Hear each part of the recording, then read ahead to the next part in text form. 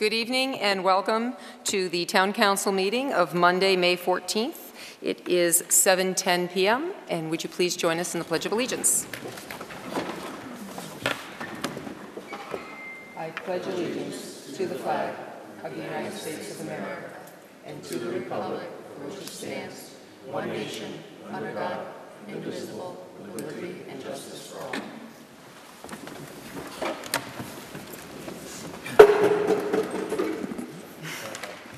Roll call, please. Councillor Auclair? Present. Councillor Carrasco? Present. Councillor Clemens? Present. Councillor DePietro? Present. Councillor Mana? Present. I think that's Manna. Mana? Yeah. She's delayed, I assume. It's most of them. Councillor Morales? Present. Councillor Nash? Present. Councillor Steves? Present. It's 7. Thank you. Agenda item number 3, consider and accept the Town Council meeting minutes of April 23rd, 2018. So moved. Second. Did everyone have a chance to review and corrections? Councillor Nash. Thank you, Madam Chair, through you. Just one correction that I wanted to point out on page 2, agenda item number 11, Citizens Forum. I'd like to ask that the gentleman's name be spelled correctly. It should be spelled M-E-R-O-L-L-I. By his website, by his business card. That's how it's spelled, though people tend to pronounce it Morelli. His name is Moroli. Yep. Okay. Thank you. It's listed incorrectly twice as far as I could tell. Yep. Thank you. Okay. Councillor Steves. And also under agenda item number 18, DPW Director Blakely's name is always misspelled. It should be B-L-A-K-E-L-E-Y.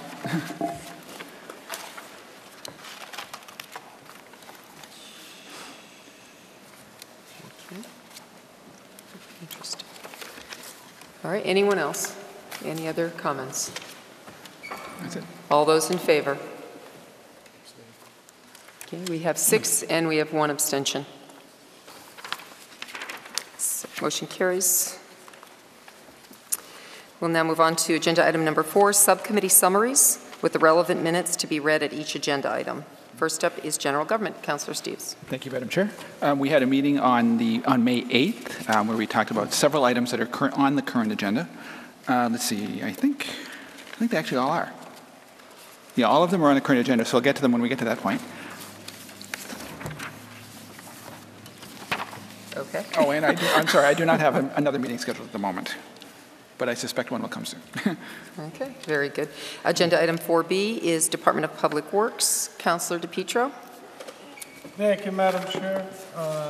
Subcommittee for the Department of Public Works was held on Tuesday, May 8th, 2018.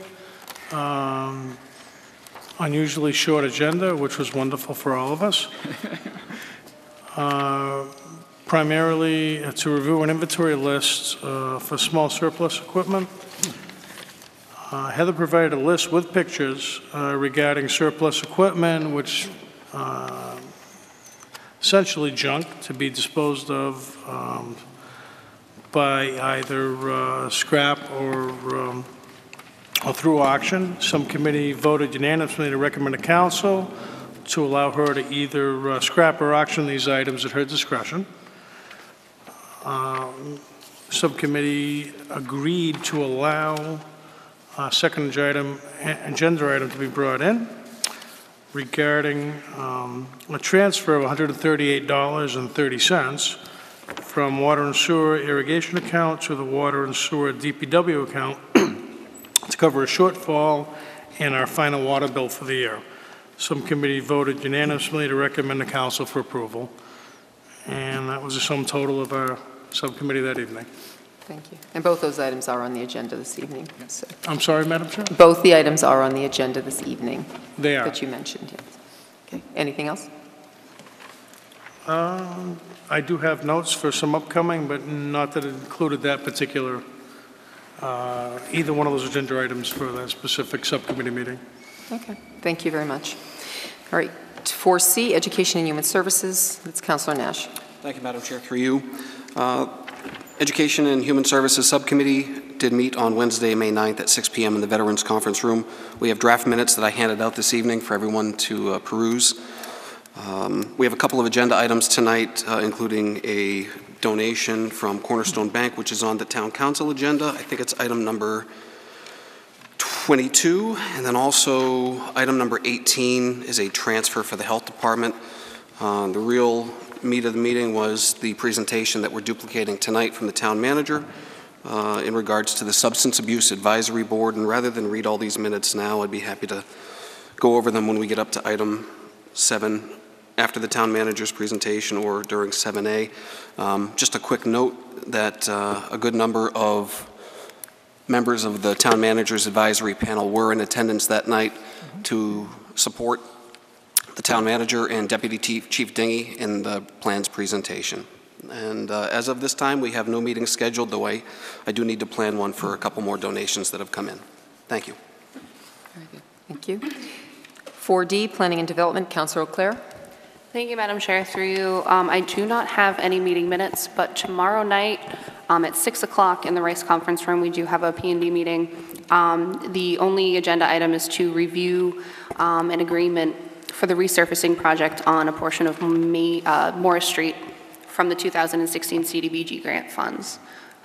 And that will be it. Thank you. Very good. Agenda item 4E is protections of persons and property. That's Councilor Manna, but I believe Councilor Steves took the minutes. I did, and we met on May 8th, and all of these agenda items are also on tonight's agenda, so I'll get to them when we get there. Moving on to Chairman's announcements, just have a few. First and foremost, I would like to thank our public services, the fire and the police, and all that worked so hard last week. There were 2 fires 2 days in a row, West Street and Cross Street, and they did an outstanding job to contain those so that they didn't lose the buildings and to protect those that were in. Currently, they are not ruled, there's a lot of speculation out there, they are not ruled arson. They were unfortunate events that have occurred, and again, we thank our people who came out and made sure that everybody was taken care of, and the Red Cross has helped those families. So, we just hope for the best for them and that those apartments can come back into occupancy soon. Let's see, we have a concert that is coming to town tomorrow, and I just want to make that announcement for the First United Methodist Church. They are featuring the Musica Historia, which is a 6-member professional band. You've got some trumpets and trombones, voice and piano. They will be performing campaign music of our presidents. Kind of an interesting topic. It will happen at 7 p.m. at the First United Methodist Church, which is 449 Main Street in Southbridge, top of the hill. And it is partly sponsored by the Southbridge Cultural Council Center. All are invited to this free concert. And I tell you, if you want to go online, it's on the town website and it's on the cable access channel with more information.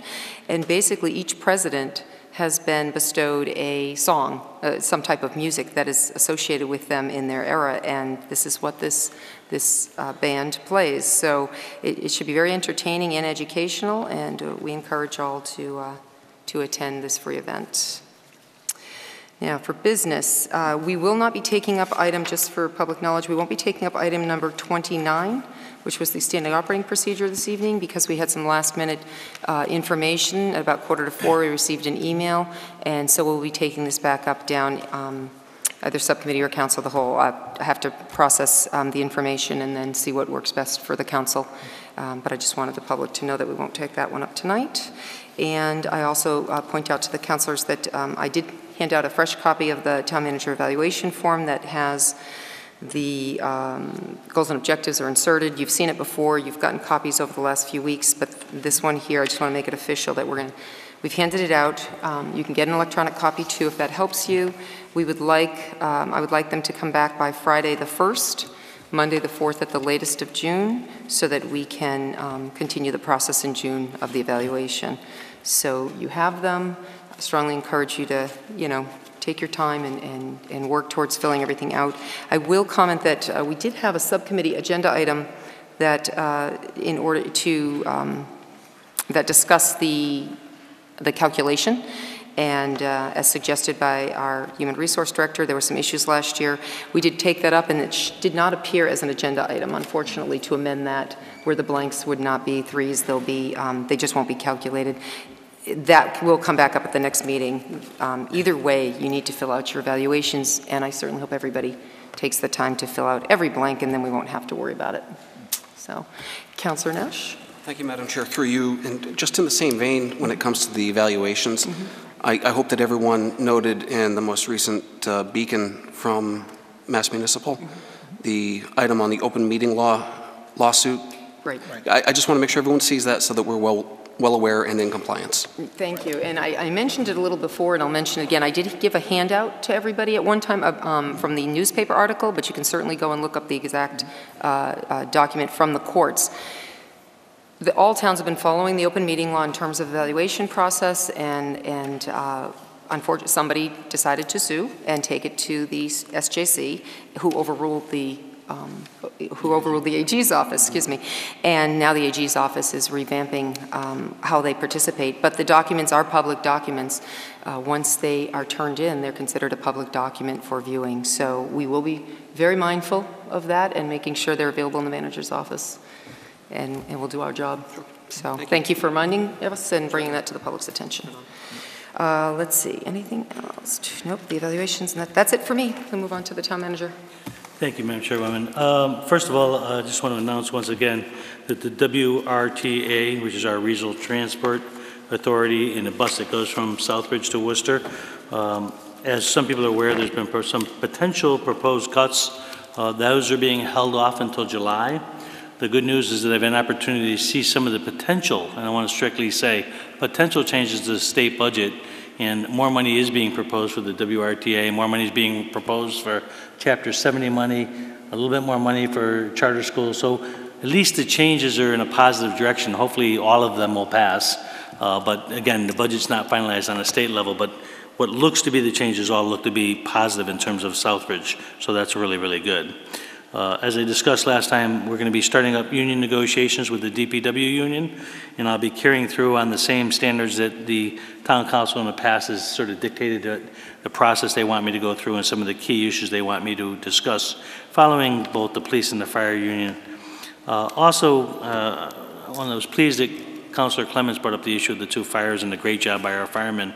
And I also want to send out appreciation to all the neighboring towns who sent in municipal aid, both from Massachusetts and Connecticut. I'm not going to name them because there's too many, and I don't want to miss anybody, but it was great to see fire departments from the surrounding area come to our aid, and their support means a tremendous amount to our guys. So for anyone that sees this from other towns, I just want to let you know we appreciate your support. It was also nice to hear that Councilor Clements and Manna were both at one of the fires and got a chance to see our firemen in action and see the work that they do. So it was nice to know that they were there, and Councilor Clements had called me to kind of update me on what was going on, and I got there a little after she did. But it's great to see that the councilors are learning a little bit about and seeing firsthand what our firemen do. Next I'm going to go up to the other microphone to present the substance abuse plan and kind of go through that. So I'll do that now, Madam Chairwoman. So agenda item number 7 is under swearing in and presentations, and I've asked the town manager to present the substance abuse plan that was presented at EHS, and we felt, a number of councilors, some felt it, there is an agenda item, I just want to be clear, there's an agenda item to vote to allocate this money. Last year we appropriated $25,000 to the manager, to the committee, for the town. To the town, I guess you would say. And we didn't really have a plan in place, we just appropriated the money. And now that they've spent a long time working on this and developing how could we best use that $25,000 for the opioid crisis, which the manager will explain, we now have an item that would allow us to vote and allocate that money to all those items that they've identified, which would be the most beneficial to our community. And frankly, all the communities around us, because if we can help ourselves, then we help them. And I just wanted to be very clear as to why it's on the agenda. So thank you. And Mr. Town Manager, let us hear. Well, first, before I say anything else, I want to thank this town council for allocating the $25,000 in the first place for this very important issue. I think we are all aware, and the community is aware, that substance abuse is a national problem, and it's impacting Massachusetts and, in fact, impacting our community. And this $25,000 is going to be used to provide education materials and educational training to make sure that we do everything we can to protect the citizens that live here, particularly as we all know there's a serious opioid epidemic, and we need to do everything in our power to try to save lives. And I want to compliment our police department and the fire department who've really teamed up with me to put this together. And I want to ask Jose, if you would, to join me up here.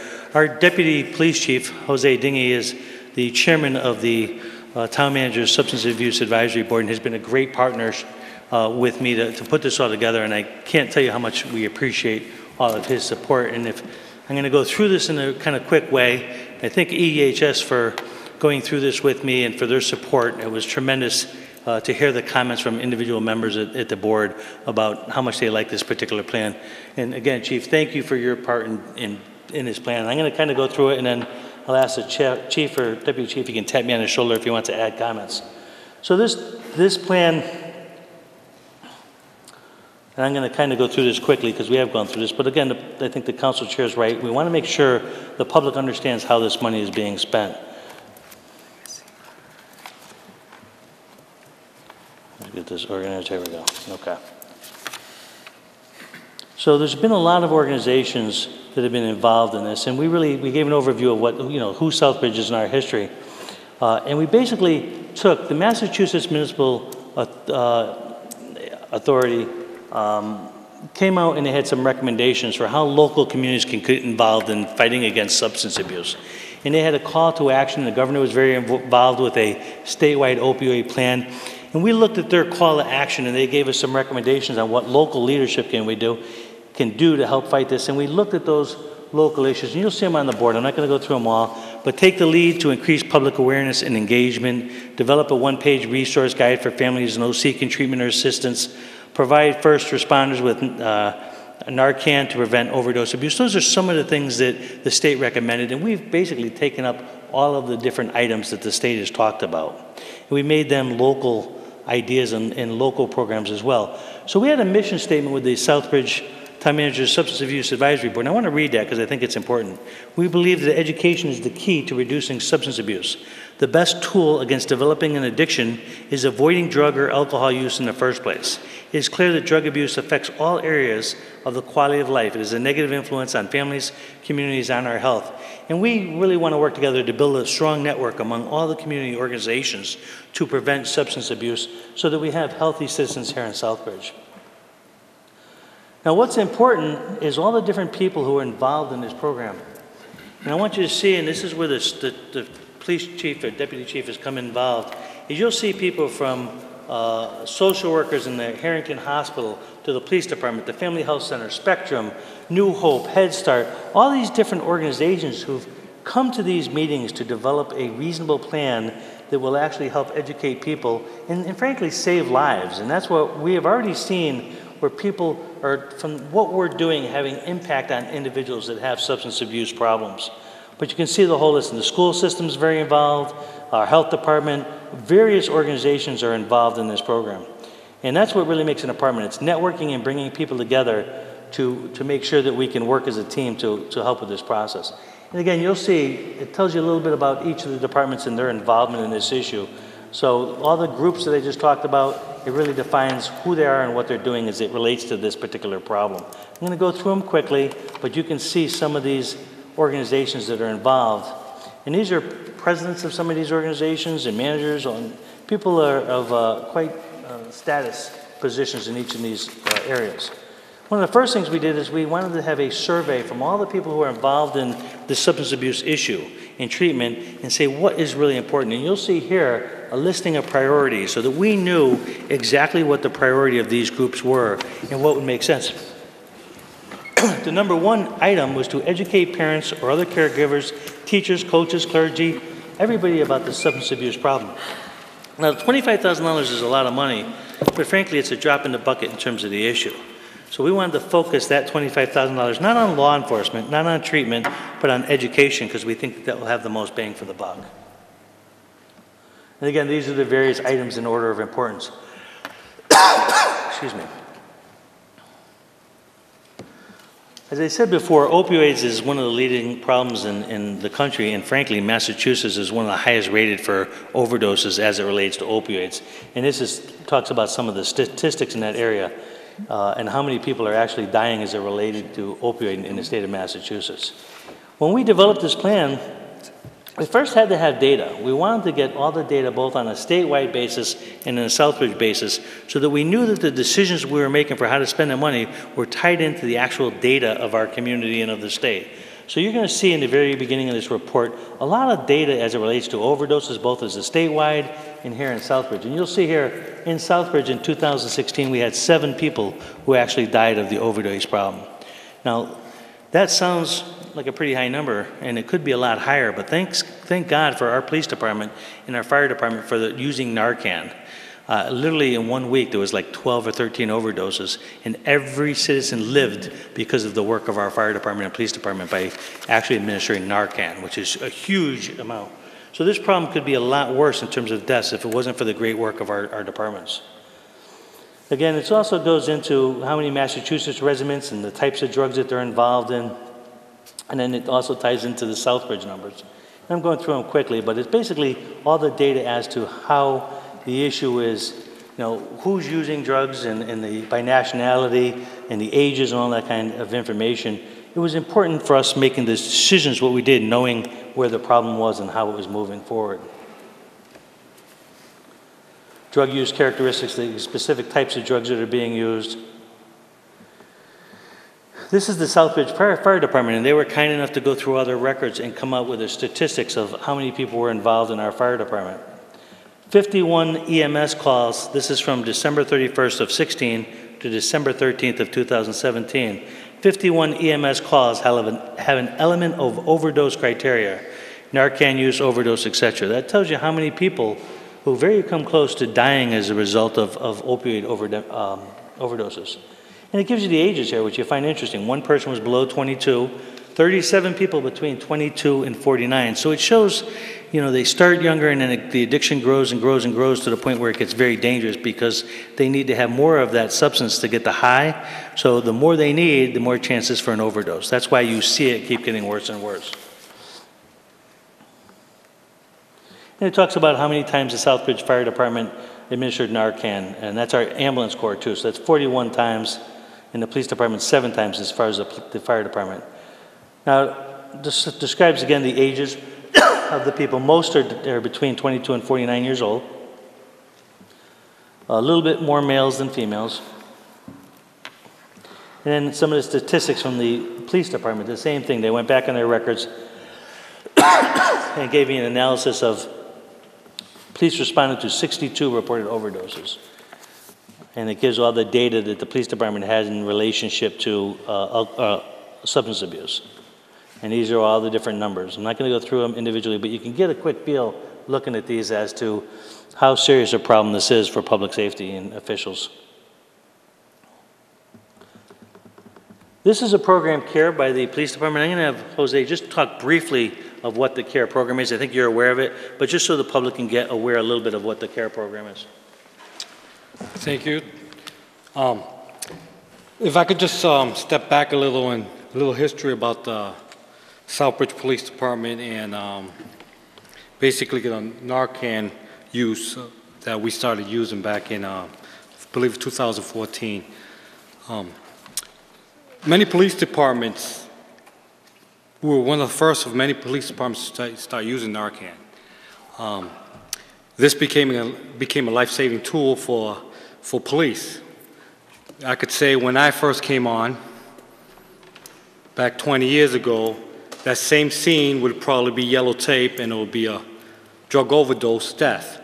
With the use of Narcan and police, public safety, having that in ready use on scene, we saved a lot of lives. Like the town manager referred to, there was a weekend where there was 14 overdoses. We probably would have made national headlines if there were deaths. They were all saves because of the police and fire response.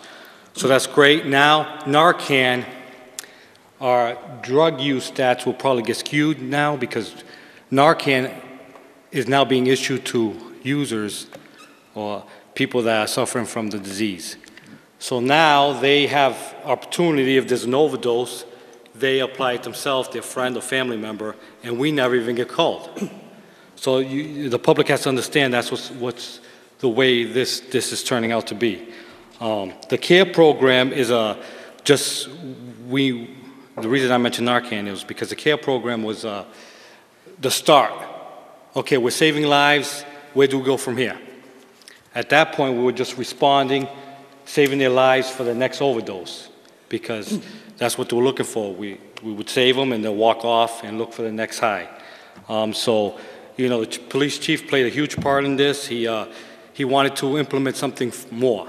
So he implemented the CARE program, which now, us as a PD, open our doors and realize that this is a disease. You could come, turn in your drugs, and we work with Harrington Hospital to find you placement immediately. Doesn't matter what time of day you come down, our doors are open, you could turn in your drugs, family member could bring you down, and we will offer you the CARE program and get you into rehab as soon as possible. A step further, if you're familiar with the Section 35 statute, we go a step further, and if somebody overdoses and we Narcan them, the next day in court, we petition the court or the judge to put you into rehab. So we instill that tool as well. Family members could do that, but a lot of times that doesn't happen. So as the police department and community center police department, we step in and do it for you so we can get treatment for the family members. So this plan came together. The town manager came on and wanted to really, he had it in his heart to implement a plan like this. And it came together with what the police department's already doing, so it's a great plan. And it worked out fine. One thing that I want to mention too, that the team he mentioned was a team of professionals. This is a networking team that we have now. Now, for instance, we were able to pay for a speaker to come to the junior high school for free. I mean, actually, it cost us $2,500, I believe, and Spectrum paid the bill because they're part of our networking team and partnership. So this plan already started paying for itself, and it's almost like the town is now doing a matching grant for it. So I'll give it back to the town manager. Thank you, Jose. I appreciate it very much. So the CARE policy there's a lot of details to that, but if you need help, if you're a substance abuser and you need help, you can go down to the police department and they will not arrest you just if you come down, and they'll work with you to get you treatment, which is really key. So there's no reason for people to be afraid of our police department. They're caring and they're going to do everything they can to help you get off of this addiction. Spectrum is another major player in this, and Spectrum does treatment services mostly as it relates to methadone. But I wanted to just show you the data here. Number of clients, just at Spectrum alone, 420 in a year. That's a lot of clients. 65% are between 18 and 27, so it's a significant number just dealing with Spectrum themselves, and they're part of our team as well, and they were kind enough to give us this data as well. Harrington Hospital, a real key component. Obviously, they provide great services to the town of Southbridge, but they have an outpatient recovery services, and they treated 1,780 patients as it relates to substance abuse. It's a serious amount of people. Now, this is just not Southbridge, but area towns, but they are a great addition to the town in terms of providing services. And in many hospitals, you don't have a lot of substance abuse treatment, so Harrington is unique in that aspect and play a great role in our community, and gives us a resource to help us with this problem. Basic information is a report about drug and alcohol addiction, where to get information from the various federal and state agencies. And Southbridge treatment information is specific organizations in this plan that show you where you can go to get help, to make it easy as possible for someone to find exactly where they can get the type of help they specifically need.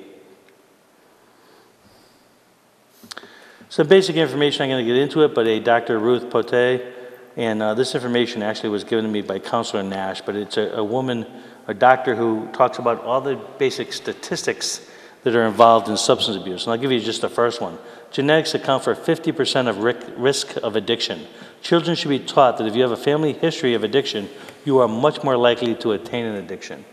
You'll see all different things that are statistics that are common and have been verified both on a local, state, and federal level. Marijuana smoking, for instance, is heavily used in our high school than smoking cigarettes these days. So there's been a complete change in how people and how children are seeing different types of drugs. Marijuana is becoming much more accessible, and a lot of people think it's safe.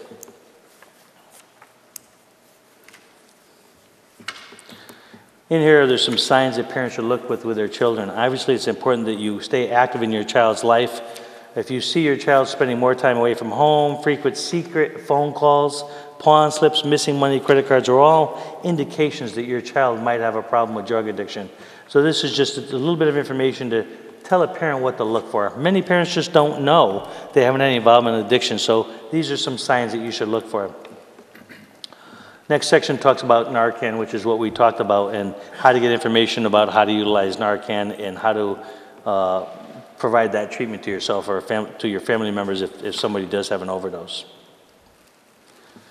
Again, more sources of information: National Institute on Drug Abuse, Massachusetts Department of Public Health, all links to be able to get more information as to this issue. Now we're getting into really what I wanted to talk mostly about quickly tonight is the Substance Abuse Advisory Plan. So we had to look at all that data and then come up with a plan for how we could utilize this $25,000 to make the most impact. And we recognize it's a national problem, but what can we specifically do here in Southbridge? And again, we looked at the state's plan for how they think that they can make the best impact, because they have a lot of experts too, and we adopted a lot of things that they wanted to do. So preventing substance abuse disorders with a particular focus on the under 21 population, using strategies aimed at preventing and reducing community problems, sustaining prevention efforts through local policy, engaging children and community members involved in it. The Substance Abuse Advisory Board has already had some real success. They've already had 2 red ribbon campaigns, both in the last 2 years. We put in information, police department, fire department, town hall, various locations throughout town, the school system, to be able to get pamphlets and information on substance abuse. As the deputy chief said, Chris Herron came to the Southbridge. I know that Councilor Clements was there, and it was a phenomenal, a number, I don't know who else was there. No, Mackenzie was there, Nash was there, a variety of councilors were there, and I think we all walked away extremely impressed with that speech and the impact he had on our children. So first, one of the key issues is dealing with kids as they come into the school system. When you first, as a child, go into the middle school, that's a very big transition in your life, first coming in the middle school. And it talks about the amount of kids in the middle school that are already trying marijuana and some light substances. This is where they kind of get their introduction. And it talks about the different percentages involved with these different types of drugs. So in the school system, we felt this is where we could really have an impact in terms of utilizing money. We brought in Chris Herron, who's a great speaker in the high school. What we'd like to do is now bring in Chris Herron into the middle school to send that same message to those kids. It's a little slightly different message for younger kids. Again, that's $2,500 for that. But after seeing the wonderful impact he had at the high school level, that's one of the things that we plan on doing. So that's $2,500 of the budget. Develop signage and positive messaging at the middle school. We want to have signage in the middle school that talks about staying away from drugs and positive messages. So we allocated a little bit of money to be able to send out positive messages all throughout the middle school. And also later we'll talk about the high school. We also want to put a rack of information at the middle school. We did that at the high school, but we want to have a rack of treatment information and information about substance abuse at the middle school as well. Anti-drug posters and positive messages. We also want to work and use the school website, Facebook pages, and a whole host of other social media that kids use that we're not even aware of. We want to work with the kids. You have the kids help us develop the message to other kids. And actually, we talked about developing a student-led video about substance abuse, because kids listen to kids more than they do adults. So we want to use that too. The total cost of all that's $1,500. Now we have to send a message out to parents in the middle school. So it's very difficult now to get messages to middle school. So one of the things we want to do is have a direct mail piece that's designed working with the town side and working with the principals at the middle school to develop a direct sheet when the kids are first entering the school, to provide parents with a direct mail piece that talks about this issue and what they can do to help their children avoid the problems with substance abuse. That message, the mail piece, is about $700 for the actual piece, about $1,500 to mail it. So it costs of about $2,200 to actually get this in the hands of parents of middle school. So the total middle school cost is $6,200. Now high school, same concept. This is all the statistics about the drugs that are being used in high schools all across the country. And you can see that now your statistics start going up. And now 35% drink some alcohol, 21% binge drink. Your numbers are starting to climb because they passed the initial learning about it. Now they're starting to use it more. So the high school becomes a really critical area to start dealing with this issue. More and more high school kids are using marijuana. So this kind of gives us all the statistics. So now that we know the information and what's going on, what would be our action steps? Well, again, we had Chris Herron at the high school, but you can't just do it once and then never do it again, right? So now we want to have another speaker, a new speaker that deals with substance abuse at the high school. That, again, will be about $2,500. The same positive messaging with signage and posters and develop an anti-drug meeting. We want to do the same thing at the high school. That's $1,500. So again, direct mail to the parents. We need to keep hitting on these parents over and over again about the different problems middle school kids have versus high school kids, right? So the school system has this direct mail piece. They have all the parents already. So as long as the principals buy in, and both of them have said they will, we can send out that message to all the parents in the middle and high school. Again, the same cost, about $2,200. General prevention to the general public. We want to continue doing the Red Ribbon Week. We've done it on a shoestring with no money, so it's hard to get banners and ribbons and all the things. So we wanted to allocate $1,500 to get all the materials we need to make Red Ribbon Week more successful. Also, a drug-free banner. Banners are a great, cheap way to put a message out in the town. I think people have seen them in the center of town, where there's a big banner and it continues an anti-drug message. So we're looking at a banner, and this explains all the benefits of using a banner, and we're talking about $1,000 for a banner. The next item is a big item we talked about when we originally started talking about this, but an advantage of billboard advertising. We have a number of billboards in town that are centralized that we can use for information. We want to have the children work with us to develop what the message is on the billboard, and it gives us a chance to target really a Southbridge population. And we have a variety of information. We could use it for prevention. We could use it for the tip line, a whole different types of messaging. And Andy Pelletier, our health agent, was kind enough to get the cost. It's about $3,250 for an 8-week message. And that's a pretty thing. Seeing a billboard for 8 weeks is a pretty good message out to people. The last item I'm going to have the chief talk about is to increase trust and transparency, promote community engagement. And it's called TIP 411. And I'm going to have Jose kind of go through what the TIP 411 program is and what the cost of that's going to be. Good, thank you. I think the quote from Sir Robert Peel says it the best. The public are the police. And with TIP 411, we give a tool for the public to become part of the police. We really need the help of the public to solve crimes. And with this resource, I believe that'll be at your fingertips. TIP 411 is actually a application that you put on your smartphone. We're going to try to do that by advertising through our Facebook account so everybody could download it. And what I like about this mobile app is that it downloads right into your smartphone, and from there we could either do alerts. We could send out alerts to the community. So say if even something like a water main break broke in town, we could send out alerts saying, don't use Main Street, use alternate streets. If there was some kind of robbery in your neighborhood, or if we were looking for a lost child, we could send that alert out to that neighborhood or to that whole app, and people could help us solve crimes. Now, as well as you want to do an anonymous tip, and I understand when people don't want to get involved because they're scared of retaliation and things of that nature, this tip allows you to say, hey, this house has a lot of traffic. I believe there's drug dealing going on in this neighborhood now. Or, I just witnessed this hit and run accident, and I know this person did it, but without this app, you probably wouldn't pick up the phone and call. So one thing I like about this anonymous tip as well, say somebody, we always ask this question, what about if somebody tips, I'm going to kill myself? This application allows us to have a two-way conversation with that tipster and try to, find out its location and continue the talk versus other anonymous tip services that you lose it completely. This allows us to go back and forth, and we never know where it came from. We truly don't. We could use it for social media as well. It also has a crime mapping tool for us. It could map out exactly where all the crime's happening, and that's a huge tool for us as a PD. We could attach it to our social media publishing. There's a page also there that allows you to put links, so that way I could put the Town of Southbridge webpage on there, I could put the Southbridge Police webpage, I could put the Cops and Kids Facebook page on there, and once you have that app, all you have to do is open that app, go to that page, and click on that and follow us.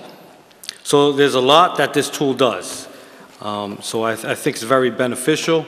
I jokingly said at subcommittee meeting, this is the only reason I'm on the committee. I'm a little biased. I want this app. But I think truthfully that this will be a great resource for Southbridge. There'll be a lot of crime solved. We're able to put, and I believe, do they have a packet in there or no? Because I do have some to pass out, so you guys can look at. If you could give this to all the councils, yeah. Actually, these you could do these. Same thing. If there's not enough.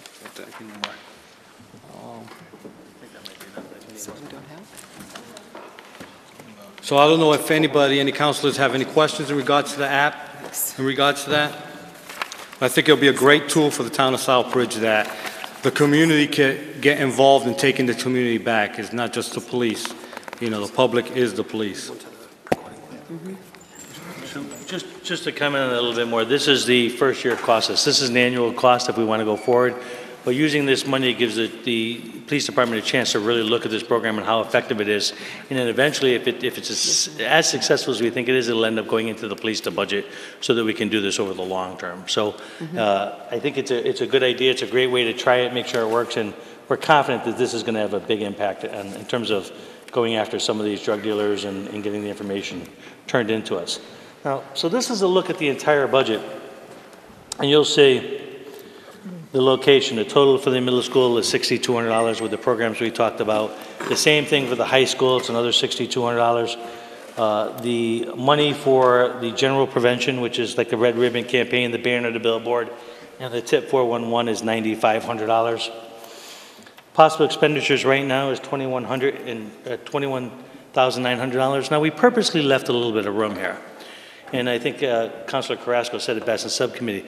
We're going to need some money to advertise the tip line. We may need a little bit more money for the Red Ribbon Weeks or different aspects. So we wanted to leave a little bit of flexibility. And, it's my intention, quite frankly, if this is very successful, is that when we have free cash in the future to come back to the council and see if they want to continue this program.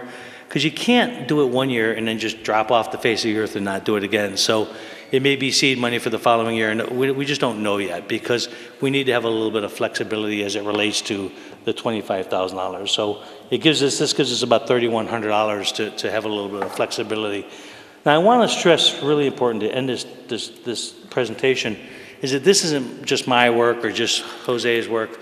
This is the work of all the different major providers in town, Harrington Hospital and Spectrum and Head Start and New Hope, and just so many different professionals have got involved in this. This is a recommendation by all of them, by every one of them. This is not a plan that just I've said, hey, I think this is great. They've all signed on. They've all voted to support and do this. While it comes under the town manager's authority, I needed their buy-in because they are the professionals in this area, and that's what you're essentially voting on tonight. You're voting to support the professionals all throughout town with this program. And with that, me or Jose are happy to take any questions you might have. Councilor DePietro? Mr. Town Manager, thank you so much for being your perseverance heading in this direction. I'm thrilled. It's certainly an item that I'm very passionate with. I don't think there's a person in this room that doesn't have a family member or a friend that's been affected by this epidemic. But I would wonder, several years ago, and it's a free date from Worcester County Sheriff's Office, Sheriff Lou has a heck of a program. It's a before and after program. I'm sure you're familiar with it. I know you're friendly with Lou. Have you reached out to him? Yeah, I actually had As him of on one of late. my early TV shows and Celebrating Southbridge. So Sheriff Lou came on and we talked about all those programs. It was a little bit before your time, but Apple Vecchia worked with me to have a big drug and alcohol prevention night, and the sheriff was here with us talking about that particular program as well. And there's a lot of wonderful things out there that are kind of all scattered. What makes this nice is that we've networked most of those, at least the Southbridge organizations, to this program. So everybody's talking to each other. And for instance, if you come to Spectrum, now they have a list of all these organizations. They know the leaders of those organizations. They can quickly network to them now, which is nice. We didn't network directly with the sheriff and outside organizations. So far, this is really the Southbridge network, but we could do that very easily. If I may, Madam Chair, but Lou as a speaker at the high school, that program it's just awesome. It just really is, and I'm sure if you prevailed upon him, he'd be happy to do it again. And again, free of charge. Just so you know, we welcome all free services as well. A lot of the organizations involved here are putting up their own money and doing their own things. For instance, I put on your desk something I think I put on in the past. It's a newsletter that we put together that gives people all the information they need to get treatment and help, and talks a little bit about different things. And you can find this on the Southbridge Town Hall website as well. So networking is extremely important in having access to all the different organizations. So anybody that wants to provide, free involvement and help either through counseling or adding money to help for billboards and stuff, we will generously accept that and do whatever we can. So the 25 grand is not a limitation, but it's the town's commitment to it, and obviously would love the commitment of all the organizations and people throughout the state. Councilor Manna? Thank you, Madam Chair, through you. I apologize for coming in late, but I kind of get the gist of this. I really like the idea of having an app for an anonymous tip line.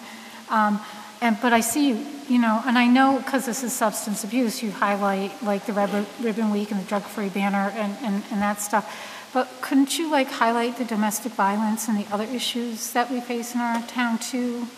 Because sometimes it all goes hand in hand. So. One for other things like domestic violence and stuff as well. They could actually use that, the tip, 411 tip as a resource as well, and contact the police. That's going to be monitored 24/7. We haven't worked out all the details, but if somebody wanted to report a crime like that, even if they're the victim, they could report it. The app is well put together where you could even, when I refer to robberies, you could put pictures up there for the public to identify and things of that nature.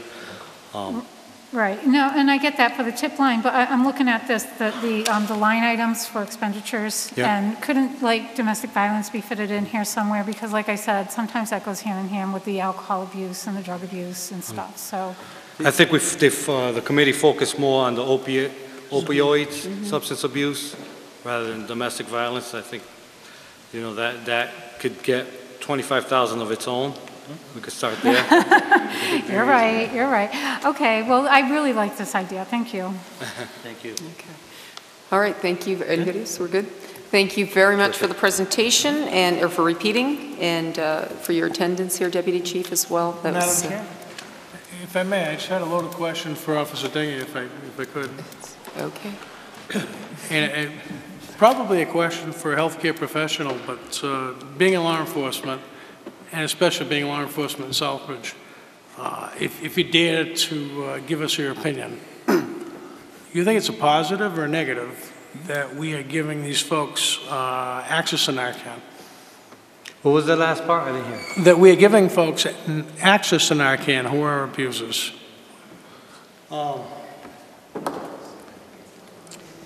It definitely saves lives, so if you look at that view, it's saving the lives of even truthfully, drug dealers carry it. The last thing they want is to have an overdose on their property. So they have it relatively handy. I think the longer we keep addict alive, the more chance of us getting him the help he needs. So I think it's positive by far Because before, you know, there's many people that, you know, got addicted through painkillers because they got an injury, you know? And I think if that happens to be your son, my son, and he's, you know, Narcan 6-7 times, and people, you know, the image is that, oh, he's a drug user, why we keep saving his life? No, we saved him 6-7 times, and guess what? That's somebody's son that we saved, you know. He got sisters, brothers, and things of that nature. So I think it's positive overall, because we have more chance of saving that person and getting him the services he needs, or her. Well, certainly. I'm just looking at the bigger picture. Yes. Isn't this just promoting someone to not be so afraid to overdose if they have access to it? Okay. You want to take a shot? Councilor, I think that's more up for So- debate in another So, time. Counselor, the issue is, quite frankly, by the time it comes to us, it's a life or death choice. When we're giving Narcan, it means that they've overdosed and they're bringing them back to life. So we obviously don't have any choice. We're going to save the life in those situations. What you're right about, and what we are also concerned about, is that drug dealers and part of their sales now are giving Narcan out to their drug users, and we never see those people. So when somebody overdoses and comes close to death, we can try to get them help. We can get them to Harrington Hospital or provide services. What we don't like is that when it happens when we don't know about it, a family member gives them the Narcan, they never show up at the hospital, and they never show up for treatment, and it continues to get worse, and that's scary. So, and then we don't even know what the statistics are. We don't even know how many people are overdosing. So I think when we give it, it's critical when we do it, and it helps us get in services, but it is scary that citizens are giving it Narcan. And truthfully, when you wake somebody up with Narcan, they are mad at you for taking away that high, which is really strange. But here you save their life. They would have died if you didn't give it to them, and they wake up and they're startled and they're angry at you for giving them that drug because they've lost the best high they've ever had. It's a strange situation, but we have to deal with what it is. Okay, all set? Thank you very much. Thank you, Madam Chair. Okay, I'm going to, Councilor Steves and then Councilor Mann. Okay. I just had one quick question. When you were talking about the CARE program, I know reading through the documentation, you were talking, it's open to people who don't have warrants. Do you have something else that people who do have warrants can get treatment? Because I would imagine that would dissuade people, obviously, from coming into the police station. Either way, they come to a police station, they'll receive the help they need. Like I mentioned before, the Section 35, we would use that process if they did have a warrant, because they'll be going to court. Then we'd petition the court, the judge, for rehab with a Section 35 instead. So there's just different avenues to get to the same place. Okay. And Councilor Mann? And my question is very quick. How are the drug dealers getting their hands on the Narcan? Did I miss that? There's Do they just sell it? no, there's over actually the shelf, agencies that or- give it out. If you're a known user, you could actually get prescriptions and things of that nature. So they could get it legally and illegally. Isn't that just like encouraging them? I'm sorry. That's all, thank you. Well, I'll just point out, if you can correct me in case I'm wrong, what's really great about our police department, we've said it before, is that they actually have a plan in place. They actually go that extra step to identify these users, these people who've been narked, and they get them into the court system at some level. And so not every community does that. Some just keep resurrecting them. Oh, no. And at least we go the extra mile, or our police department I'm goes not the blaming extra. our police goes the department extra. on No, the- Councilor Minute. But the police department goes the extra mile so that hopefully you don't keep Narcanning the same person. Right. And that we actually step in and get them the care that they need. I understand what you're saying, but it's just like the needles. I mean, they've made the needles available to the users because of all the diseases that were going around, and we find all these needles all over the place. We know it's not the diabetics, so thank you, Councilor DePietro, enabling. That's what it is, it's enabling, so that's Through all. you, Madam Yes. Chair, as you can see, our PD uses the many resources we have to try to get to that same path of recovery, from being one of the only police department that Section 35s, Right. all our overdose, to providing the care program, to even doing Narcan. There's some PDs that still don't provide the Narcan to keep people alive. So I think overall, the chief's doing a great job. So we're not condoning because technically they get them into the court. They could just let them walk away. They actually make it hard on them. And you know, I mean, we need to do everything possible to save life, but when you're just handing this out, sometimes, not you, I'm talking the pharmacies or the doctors prescribing it or whatever they do, it's, okay, here you go, just in case you overdose, keep it with a friend, you know, so I'm sorry. That's all. Nash. And yes, I have been affected by drugs in my family too. Thank you, Madam Chair. Through you, I have a quick statement to the Deputy Chief and Town Manager, and I think it's more appropriate than when we move on to the action item. And Jose and Ron, I want to thank you. It was an honor and a privilege to be invited and included in many of your advisory panel meetings this last year. I got to meet some very interesting, wonderful people who are just as committed and even more committed in some instances than some of us who don't deal with it day in and day out. And without naming them, you had the list on the board. I was really, really grateful to see, I think 8 or 9 of them show up for the EHS subcommittee meeting last week. And I want to commend you for assembling such a fine group of individuals to be part of your team to address this very devastating issue of substance abuse in our community. The EHS meeting was recorded, just so that you know. It was about 2 hours long. It has not yet made YouTube, at least before the meeting started. There was a lot of discussion, a lot of great questions, and many members of that advisory panel spoke up, which was wonderful. I think it's absolutely something that the community would benefit from viewing when it's available. And again, like I said, before we get to the action item, I just wanted to thank you for the effort and for the hard work that went into presenting the plan that was developed, but also that newsletter. Hopefully that makes it across the community again. I know you published it back in January, so you have my personal thanks. You know, it was interesting. First, I want to thank the councilors that have popped into different meetings. I know that you've been in a number of them. Wally McKenzie, when he was here, was in. Councilor Clement showed up. Gus showed up at one. I know I've talked to Councilor Carrasco on this issue about 8,000 times. So we thank you for you guys kind of chiming in your support of this issue. We really have a great team, and they're all volunteers. They're all coming to the meetings, no pay, coming in because they care about this particular issue. So we are very happy with the team. I can't thank them enough for what they're doing for this town, and I think we put together a great plan. So I think we're in good shape. Okay, Councilor Carrasco, you had your hand. Yes, I want to echo the sentiment of Councilor Nash in regards to thanking the professionals that have served alongside our town manager.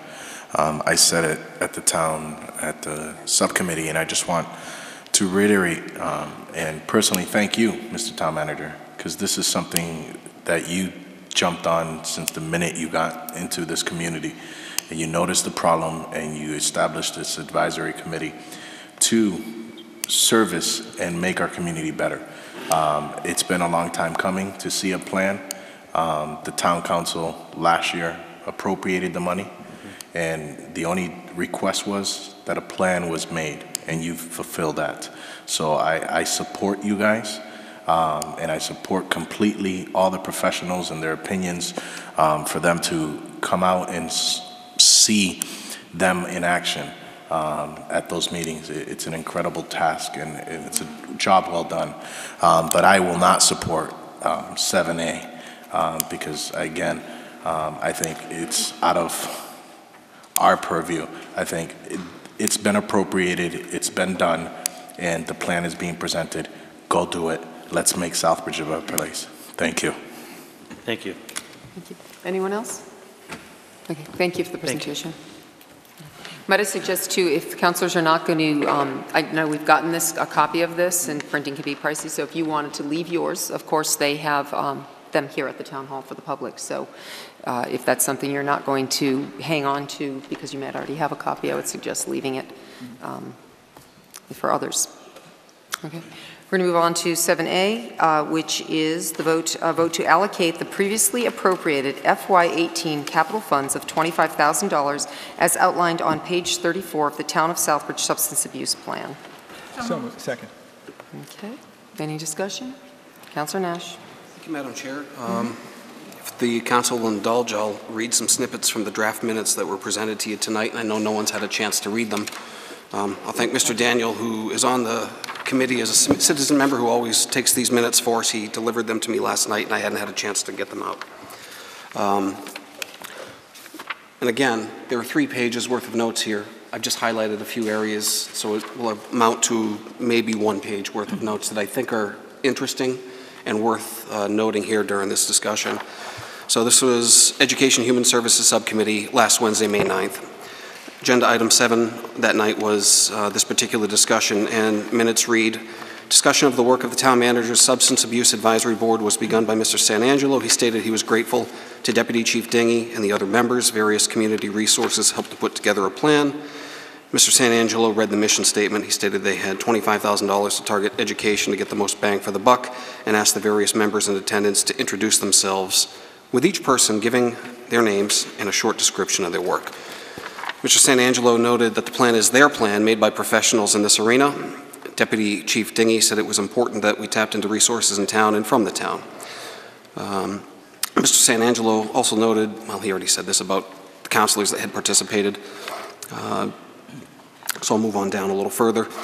As the discussion had ensued during the town manager's presentation with the deputy chief, I'll read the minutes at one point. In trying to decide how to best use the $25,000 council had appropriated, Mr. Sanangelo stated that the board wanted to compare its goals with the state and found that they have shared goals. They then looked to accomplishments in the community so far and listed them on page 26, which we've already talked about here tonight. Further on down in the minutes on page 2, Deputy Chief Dingy introduced the TIP 411 phone app, which he covered tonight. There was significant discussion about that. Further on down, halfway down the page, Mr. Steves asked how we track the effectiveness of the plan. Mr. Sanangelo said there were not great metrics and that it would be difficult to measure. He noted that he still remembers messages from his youth and the impact that was made. Mr. Steves, and I apologize, we should say counselor, but we'll address that in committee. Mr. Steves said he wanted to see the program work and asked for it to go to full council. Mr. Sanangelo said that when it gets to council, he wanted to be cautious that the council trust the role of the advisory board. Mr. Nash, myself, noted that a previous council had already appropriated the money. This council should take a vote of support, not management. Mr. Adams, Citizen Adams was in attendance, asked if the police get a percentage of seized money back and we not fund this with those funds. Deputy Chief Dingy said those monies are spoken for already. Further on, actually this is notable too because we didn't discuss it here tonight and I don't think everyone's going to watch a 2-hour video on YouTube. But Mr. Adams did ask about availability of resources for veterans, to which Mr. Adams was given a response that Spectrum is able to help. Further on down, bottom page 3, Mr. Sanangelo said that he will ask for resources every year. This is not a one-time deal, as he said tonight. Councilor Carrasco said this committee was begun by the town manager, and we've already covered that as well. Further on down, page 4, backside of the second full sheet, Mr. Nash said he was grateful for questions from the councilors and honored to be invited to various events. Fantastic document. Further on down, this was our action item at EHS, although it wasn't a listed action item on the agenda.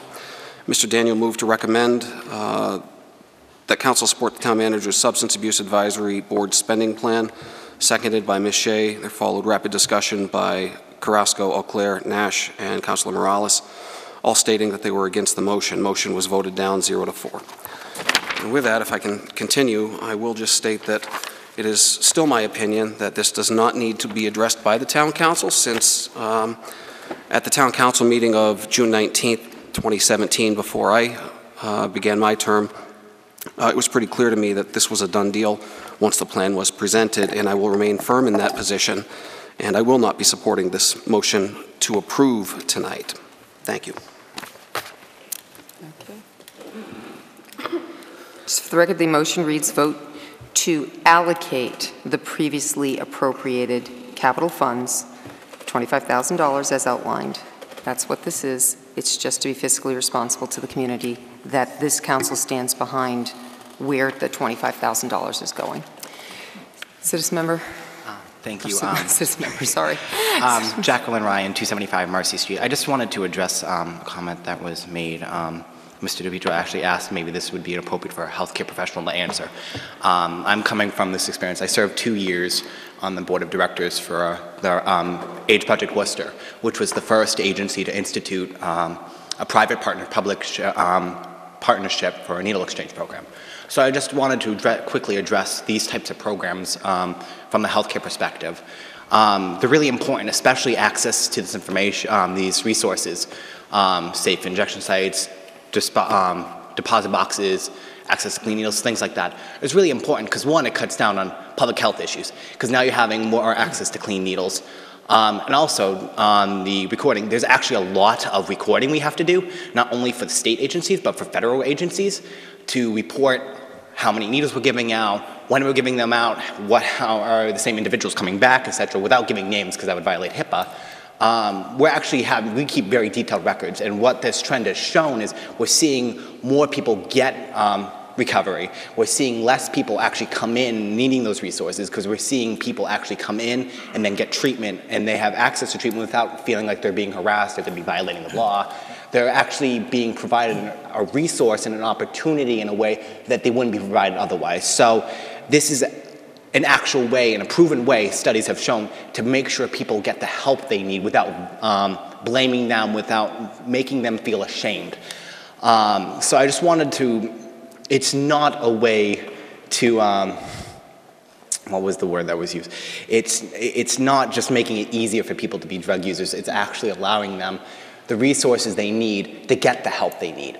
So I really just, as a healthcare professional who's worked on this issue and seen the positive impact it's had in Worcester at least, I have to say that this is a great resource, and the fact that these programs are available is to everyone's benefit. So thank you. Thank you. Councilor DePietro. Thank you, Madam Chair. I've got to respectfully disagree with Councilor Nash. We did certainly, as a council, appropriate $25,000 for the town manager to come up with the proposal that's in front of us.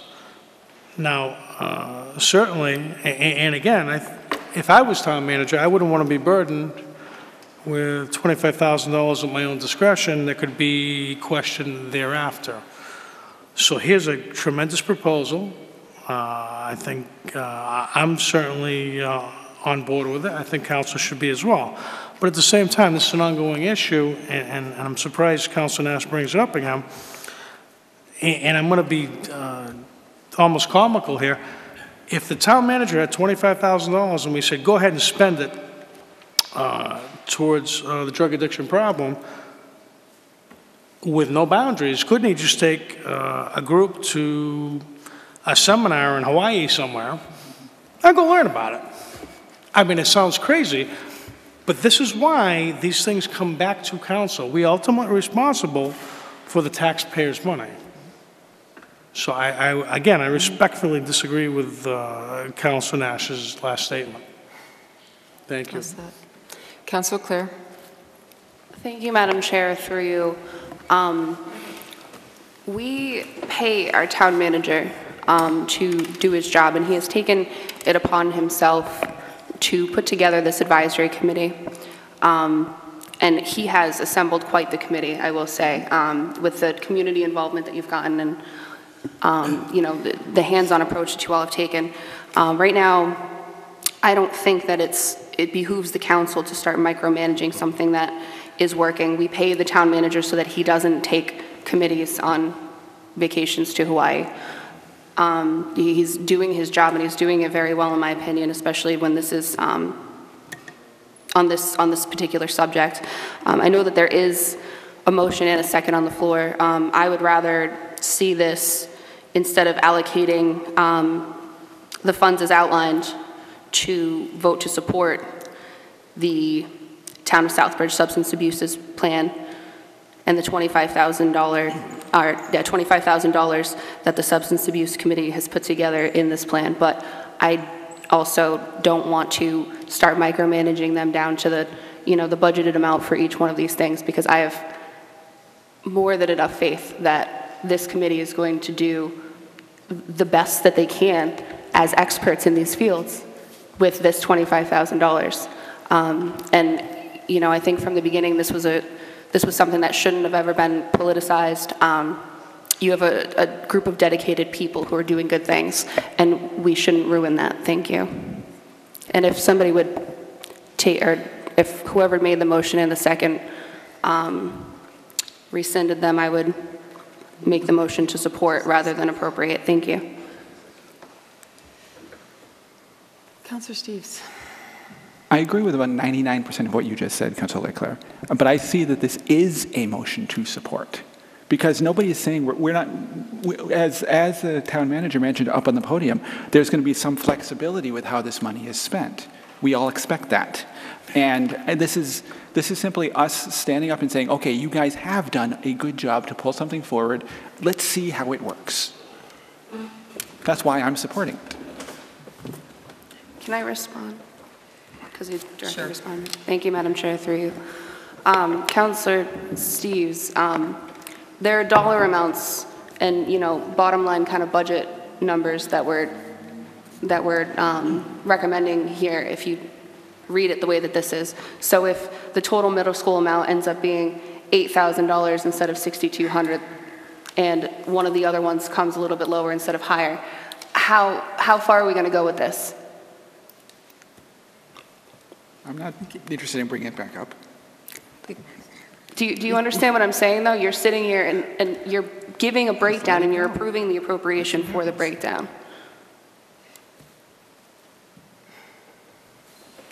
Really, just for me, I really don't want to argue the idea that this is a good plan. We're not asking, they're $2,500 for a speaker. We don't know if that speaker is going to be $2,000 or $3,000. We're talking about the $25,000 that we did appropriate. We are supporting, by virtue of our vote, as the fiscally responsible elected officials up here, so that when we're out there and somebody walks up to us, there may be people watching right now who are not interested in us spending $25,000 on a banner or I'm not saying it's bad. I'm saying there are people that are going to question our choice. I'm willing to put my vote and say, yes, we crossed the T's and dot the I's from the very respectable advisory committee. Mm-hmm. We're supporting that advisory committee. We're taking it to the point of saying, absolutely, it came back. It wasn't armbands, as I joke, armbands and wristbands saying, just don't do drugs. It's more than that. I'm pleased with what it is. I really didn't think we were going to spend a lot of time arguing about a good thing, but it doesn't surprise me. So I really don't have much more to say about it. It's a good plan. I respect those who put it together. Mm-hmm. And I'm not sure why we have to have contention about it. Let's just move forward and support the plan. That's what we're voted to do. Councillor Nash. Thank you. Yes, thank you. I was raising my hand, and this is an ace bandage. It's not an undershirt. Oh. So were you raising your hand? Yes, I was. Oh. Thank you, Madam Chair, through you. I don't think we need to elaborate on this, but we have had some complications through our own subcommittee work and with that very, very talented, dedicated advisory panel this year. I don't want to get into the details, but at least some of us up here, know that there was some controversy created by a councillor through an email, which I will make as a matter of public record if it becomes necessary, but as Councillor Leclerc and Councillor Carrasco have already stated, the politics of this is just, it's ridiculous. Quite frankly, Councillor Clements, you knew I had this meeting. You emailed acknowledgement that this meeting was being recorded, I'm fairly certain. It is available at some point on YouTube or SCTV for viewing. And as I recall, my cell phone still works. If you wanted to know what happened at subcommittee, I never got a call about this particular agenda item. I would have been happy to tell you what had transpired since the minutes weren't quite ready. So I still take issue with the deal that we want to call this an approval or an allocation when it was quite clear on June 19th, 2017, when you watched that subcommittee meeting, what the real intention was for the town manager to bring this plan to subcommittee for information only. So my vote hasn't changed. I'm still going to vote no on this with complete support for Deputy Chief Dinghy and the professionals that worked on this in support of the town manager, because this is such a serious issue. I do not believe the town manager needs any further verification from this council that it's okay to spend this money. That was the intention all along when it was appropriated a year ago. Thank you. Councillor Carrasco. Again, again, for the record, I am in full support of these individuals. But my biggest concern here is one word in this whole motion, is allocate. Because when you look at that word allocate, and you look up the definition, it's to appropriate for a specific purpose.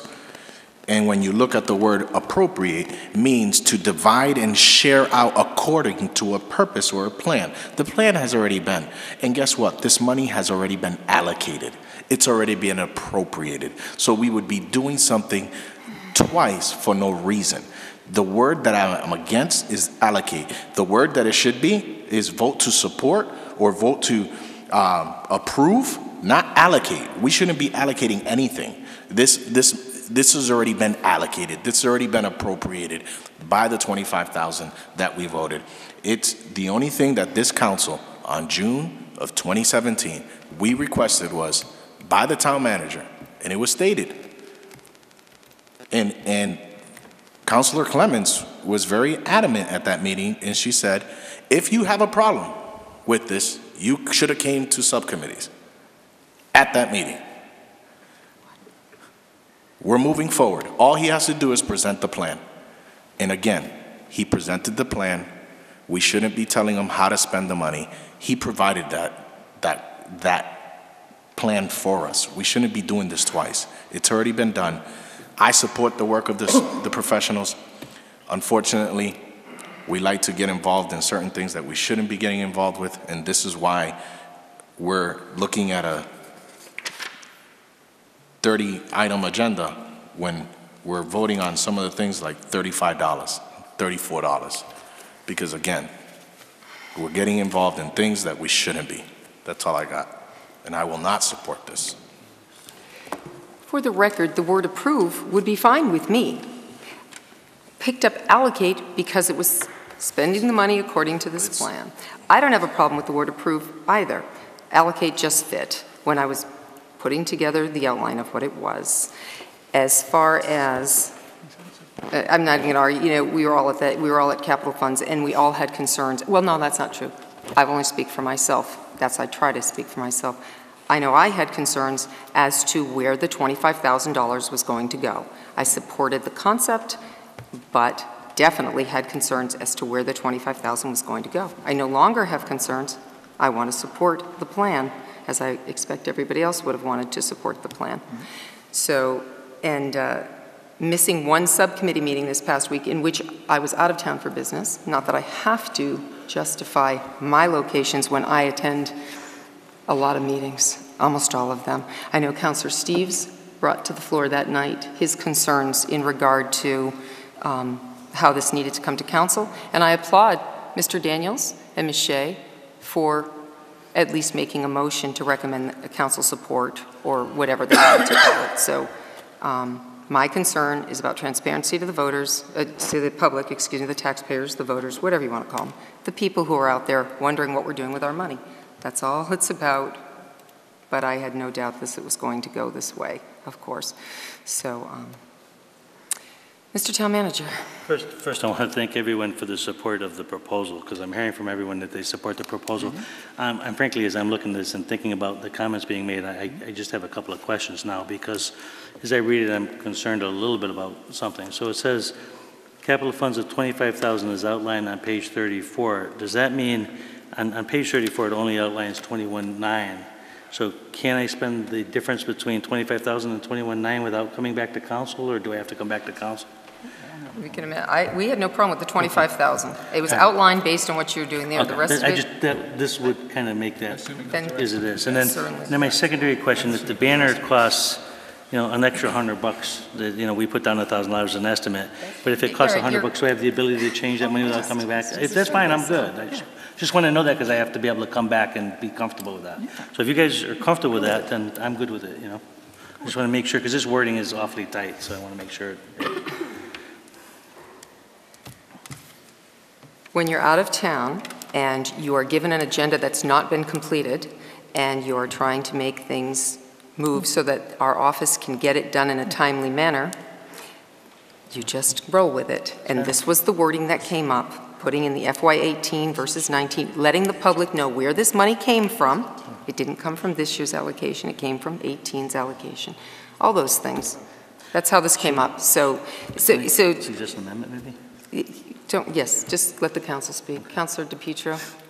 Madam Chair, thank you. I'm sorry, but I got to, and I'm addressing every councilor here. And we know this goes back to the question again, as far as power of the town manager, power of the council, our job, his job. And do I have confidence in the town manager to do his absolute due diligence with 25 grand to put this in the best direction? Absolutely. No doubt in my mind. Did the town manager come up with a tremendous plan that I am fully in support of? Absolutely. That is not the question here. The question is, and again, I think the town manager would want to defer this to council. I'd be surprised if he didn't, because this, on any other issue, is not a cut and dry issue.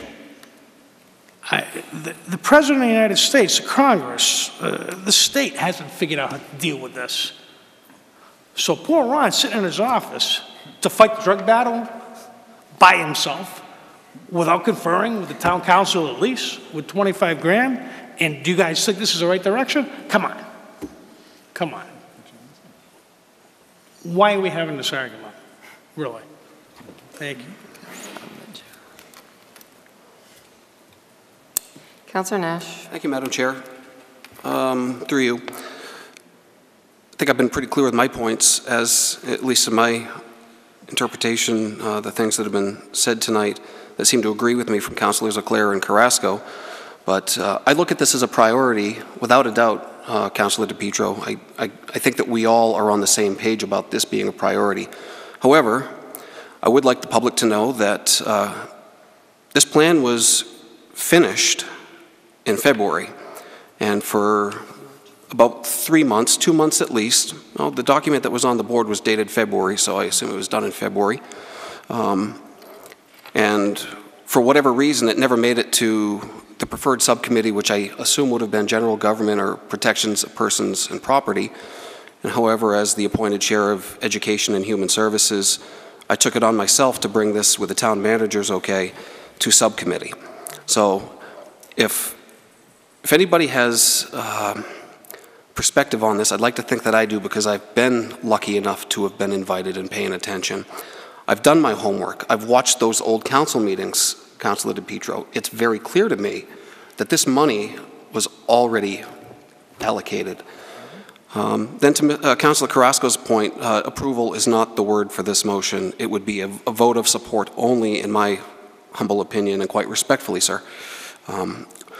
When it gets right down to it, the town manager and the committee have already done their work to generate the, whatever the proposal or the expenditure, the allocation would be. I mean, it says allocation right on the top of it. Already allocated according to this document. Budget $25,000 allocated by Southbridge Town Council, page 34. Correct copy. So why are we doing this? I guess that's a fair enough question. And I'll go on record tonight and tell you that I'm tired of seeing the town manager and other department heads subsequently and far too often micromanaged, which is exactly what we're seeing from the chair and vice chair on this particular issue. Thank you. Councilor Nash, as the chair, I'm going to ask you to refrain from words of less decorum than should be done up here on council. Please explain. Now, I only have a personal attacks and accusations and such have no place up here, so I would ask you to please refrain from continually doing that. Thank you. Thank you, Councilor Nash. Certainly. Thank you. I appreciate Thank the you, Councilor explanation Nash. of continual. Thank you. When have I done it before? Thank you, Councilor Nash. Explain. So is there an amendment? Is there anybody who would like to make an amendment to this item? Councilor Leclerc. Thank you, Madam Chair. I move to amend the agenda item 7A to instead say vote to support the town manager's substance abuse committee and the $25,000 plan that the substance abuse committee has put together. Second.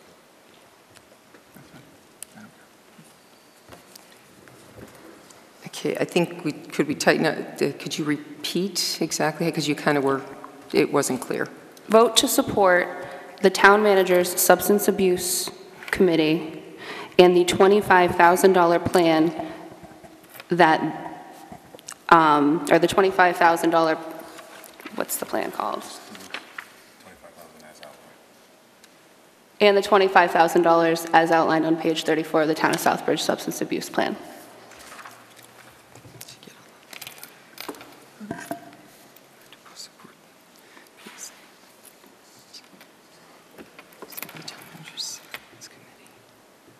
All right, so let's see, vote to support the town manager's substance abuse committee and the $25,000 plan, $25,000 plan as outlined on page 30, no, $25,000 As outlined. plan? Okay. Plan as outlined on... As outlined, okay, on page 34 of the town Southbridge Substance Abuse Plan.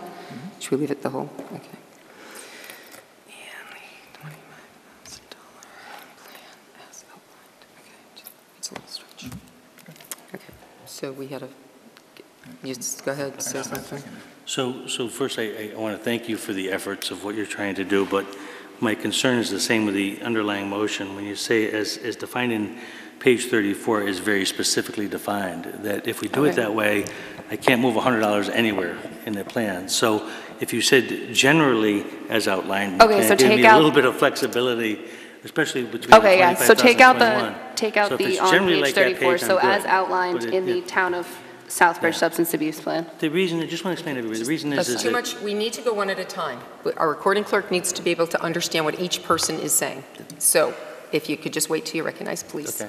All right. Okay. So you can explain, Mr. Town Manager. Thank you. And then just get it clear so we can do it once. Sure. So to be perfectly clear, our general plan is to do exactly what we have on page 34. But it might cost $100 more for the banner. You know, I need a little bit of flexibility if something comes a little higher, a little lower. So if you say generally, that gives me a little bit of flexibility. All these are they're all pretty definite expenses, but a speaker might cost a little less, a little bit more. So if you say generally, that gives me room, a little bit of breathing room. Or if you say exactly on 34, I'm locked into these numbers. So if you said generally, I'd be good with that. And I just want an understanding that, as I said at the presentation, the plan is to spend 25 grand, and we have yet to allocate that $3,100. And as long as you guys are good, you're going to let me allocate it let the whole team allocate it. I'm good with it. But if you say exactly 34, it kind of locks it down. Okay. Yeah. So generally would be the only word I would add. I want to fix my motion. Madam Chair, Councilor Manna. we already have a first and a second on the original agenda item. Right, but we're voting to amend, we're looking for an amendment on it. Okay, thank you. So if you could remove your second for now, so we can make sure we have the amended different amendment. proper. Absolutely. I removed my second. All right. Okay. So here we go again. Vote to support the town manager's substance abuse committee and their substance abuse plan not to exceed $25,000. I'll second that. Okay, discussion on anything on the amendment? Okay, vote to support the town manager's substance abuse committee and their substance abuse plan not to exceed $25,000. How are we doing with that one? Councilor Manna? Can we add as outlined in the town manager's proposal or presentation or something? Add something, I mean, because now we're stuck with nothing. It says the substance abuse plan.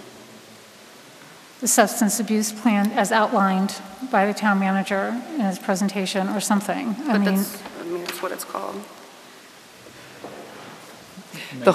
Yes, go ahead, Councilor Steves. Okay, I was thinking that if what seems to me to be is that why don't we try this? Why don't we simply say that add to that, assuming that those numbers are estimates, and that gives him some flexibility. That seems to me everybody seems to be wanting the same thing here. We're debating word ranking. seriously.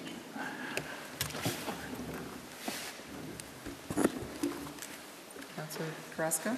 I think, I understand what Councilor Steves is saying, but the estimates are always presented to us in all aspects of business that are given, that we get.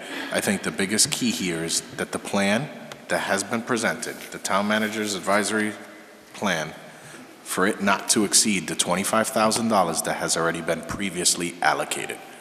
That's the first, that should be our focus, that he does not spend a dollar more than the $25,000 that has been allocated. That's because that money's already been allocated. So it should be just simply, we have the plan. So if we want to question the plan, we have that authority, like we've done for years.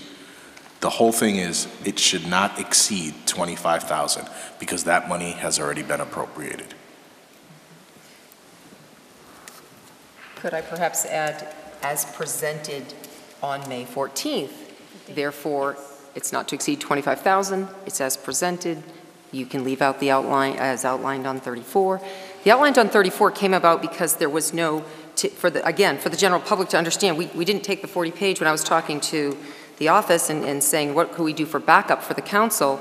Because if we didn't all have our 40-page paper with us, because it was emailed to us, then at least we had a document that told the councilors and the public what we were spending the money on. That's how the outlined on page 34 came out as, again, substance, as backup, as transparency to what we were spending the money, or approximately spending the money on. I realize I have no issues with the approximation of things.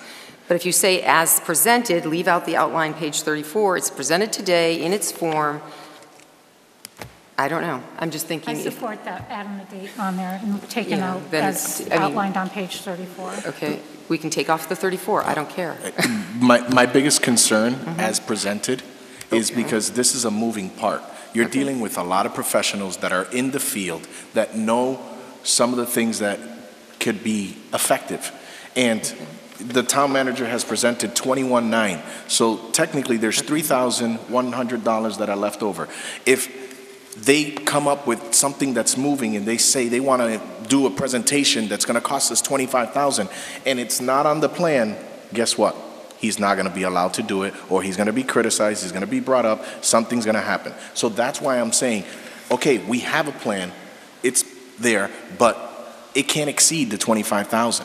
Because if you start saying, as the plan is presented, you're saying, okay, these are the only areas that you're going to be able to limit, and it's going to get more wordy, more difficult. There's right now a buffer of $3,100.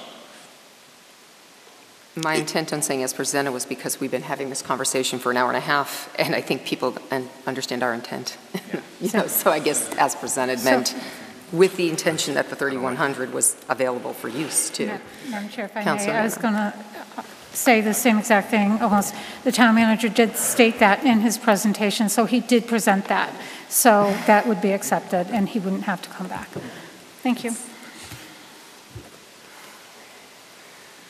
Okay, so again, we have Councilor O'Clair and the second on vote to support the town manager's substance abuse committee and their substance abuse plan of not to exceed $25,000. Okay, so we have a first and a second. Are there any other? Is there any other discussion? Okay, so this is for the amendment. All those in favor of the amendment? It's unanimous. Okay. Yes? Yes. All right, now we'll move on to the main question is, as amended, vote to support the Town Manager Substance Abuse Committee and their Substance Abuse Committee plan, Substance Abuse plan, not to exceed $25,000. Okay, that's the amended. We're good? Yeah. Any more discussion? Just like to request roll call. That's fine. Okay. Roll call, please. Councilor Carrasco? Yes. Councilor Clemens? Yes. Councilor DePietro? Yes? Councilor Manna? Yes. Councilor Morales? Yes. Councilor Nash? Yes. Councilor Steves? Yes. Counselor Auclair? Yes. Okay, great. 8 yes, motion carries. Amended motion carries. Let's move on, shall we? Item number 8, Citizens Forum. Is there anyone who would like to approach the council with anything that is not on the agenda this evening? You have 5 minutes to speak. Is there anyone? I am not seeing anyone in the audience moving, so we're going to move on. Agenda item number 9, vote to confirm the appointment of Jose Luis Ramos of Southbridge as constable for a 3-year term effective immediately through June 30th, 2021. So moved. Second. Discussion? Mr. Town Manager. Thank you. Just this gentleman came in and met with me, somebody who served on the Fall River Fire Department, Fall River Police Department auxiliary officers, and as a call firefighter. Passed the background check clearly. Everything is good, okay by the PD. I think he'll be fine for this position. Anyone else? Okay. All those in favor? It is unanimous. 8. Motion carries. Oh, sorry, I didn't let you. I guess the minutes on the PPP. All right, number 10, vote to approve. Okay, we now have the next, I'm not sure, we've been doing it this way. We can decide if you want to. The next items, item 10, 11, 12, 13, 14, 15, and 16 are all police transfers. Happy to move that we take them together. Second. Okay, all those in favor of taking them together? It's unanimous. Okay. So I will read them each, and I'm inserting the word police on those others because you might notice it doesn't say police. So, right. 10, vote to approve the transfer of $108.14 from police full-time salary to medicines and health supplies. Agenda 11, vote to approve the transfer of $1,000 from police full-time salary account to office supplies account. Agenda 12, vote to approve the transfer of $35 from police full-time salary account to inspection stickers account. 13, vote to approve the transfer of $662.70 from police full-time salary account to safety patrol supplies account. 14, vote to approve the transfer of $1,651 from full-time salary account to data processing supplies account. 15, vote to approve the transfer of $2,384 from police full-time salary account to safety patrol supplies account. And 16, vote to approve the transfer of $2,500 from police full-time salary account to specialized services account. So move. Second. Any discussion on any of these transfer items? Councillor Steves. I know that I know you were. I've got the minutes here. If you would like me to read them, since I took them anyway. Sure. So okay, I'll just quickly summarize them because we did talk about them together. Well, actually, the committee talked about them together. I'm actually not on the subcommittee. Let's see. The chief mentioned that the number 3, or well, it was number 3 on our agenda at that time. It's number 10 on this one. I'll just go. They're going in order. One is a veterinarian bill to properly dispose of euthanized animals. The next one was ink, toner, and paper. The next one was inspection stickers and inspection sticker. The next one was the latex gloves, prisoner meals, and blankets because they've had more prisoners this year than expected. The next one was licensing fee for software. The one after that was for ammunition for firearms qualification for new officers and auxiliaries.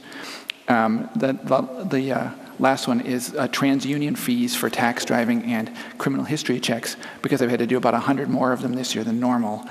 And Councilor Manna mentioned specifically the last one, asked why that wasn't budgeted, and the chief mentioned that he usually estimates it in his budget, but can't project exactly because TransUnion charges per transaction. I asked if this was coming from salary, will he have enough money for the rest of the year? And he said that he would if things stay as they are, but it could change if something suddenly happens. And this was unanimously approved. Any questions or concerns on any of the transfers? Seeing none, all those in favor? It's unanimous. 8. Motion carries. All the motions carry. Agenda item number 17, vote to approve the transfer of $138.30 from water and sewer irrigation account to water DPW account. So moved. Second. Discussion on this item? Councilor DePietro already mentioned it earlier on about this, so all those in favor? Unanimous. 8. Motion carries. Agenda item 19, vote to appropriate. Oops, sorry, 18. Thank you. Vote to approve the transfer of $2,500 from health part-time salaries to health overtime to cover overtime costs for the remainder of the fiscal year. So moved. Second. Okay, discussion, Councilor Nash. Thank you, Madam Chair. Through you, this was addressed at the EHS meeting last week, really quickly from the draft minutes. Mr. Pelletier, Director of Inspectional Services, began discussion by noting there was a small projected shortfall to the health overtime account. He also stated that there was money available in the health part-time salaries account due to a period of 16 weeks where there was no part-time help. There were a couple of questions, and it was approved unanimously to send this to council. Thank you. Any questions, comments? Seeing none. All those in favor? It's unanimous. 8, motion carries. Agenda item number 19, vote to appropriate $125,000 from free cash to the stabilization fund. So moved. Second. Okay, you want to read? I was a little surprised to see it on. Do you want to explain? Just briefly. Yeah, this is the stabilization fund is essentially the savings account for the town of Southbridge. It's money we put in for a variety of reasons, but one is in case there's ever a disaster. In the last 3 years, we've put in, this will make it $705,000 that we've been able to add to this account. It's also important for our long-term bond rating. The more money we have in stabilization, it helps us with our bond rating, and it lets us borrow money at cheaper interest rates. So it's a very, very positive thing for the town, and we want to continue building this account whenever we have extra free cash. Councilor Steves? One question I had, as I recall during the discussion at General Government, I think you mentioned it, or somebody mentioned it, the idea that we wanted to make sure we held on to this, and that we definitely want to do it, but that we wanted to do it once we finished the capital budget. I remember that coming up at one point. I certainly don't have a problem with doing stabilization. I don't recall that in this conversation, because it's always putting money in a savings account. We've already planned out our capital budget. We don't have any other need of any additional money. So I don't have any need for that. The town finance director hasn't suggested that in any way. She would hope that we'd find more money to put in it, not take money out of it. So I agree. this is kind of the minimum that we want to make sure it gets in stabilization. So the only way we would come back to you for money out of stabilization if it was really critical, because it requires a more significant vote. So we'd like to get in there. If it was really something critical, we'd come back and look for the extra vote, but we don't expect that to occur. I was actually thinking in the chance that we might actually, probably not, but have a chance to even put more in stabilization. But we would love to. Do that if later, we come up with something, yes, we would love to do that, yes. Anyone else? So, Mr. Town Manager, why did this come first before the capital budget, which we're going to do anyway in June? I think really it just came through first because it went through subcommittees separately, because as you know, this is not part of the capital budget. So this and the $50,000, the next agenda item, came through as separate items. They're here, they're definite issues we're going to do, so there was no reason to hold either one of these two items. That's why it just came through the process quicker. And do you have the number for our stabilization fund now? I know it's over $2 million. I think it's close to about 2.5, but I'd have to ask Karen for the exact number. Yeah, you said it was a little over $2.5 million at the meeting. Anyone else? All right. Let's do this roll call because of the large amount that it is, and it's coming from free cash. Councilor Clemens? Yes. Councilor DePietro? Yes. Councilor Manna? Yes. Councilor Morales? Yes.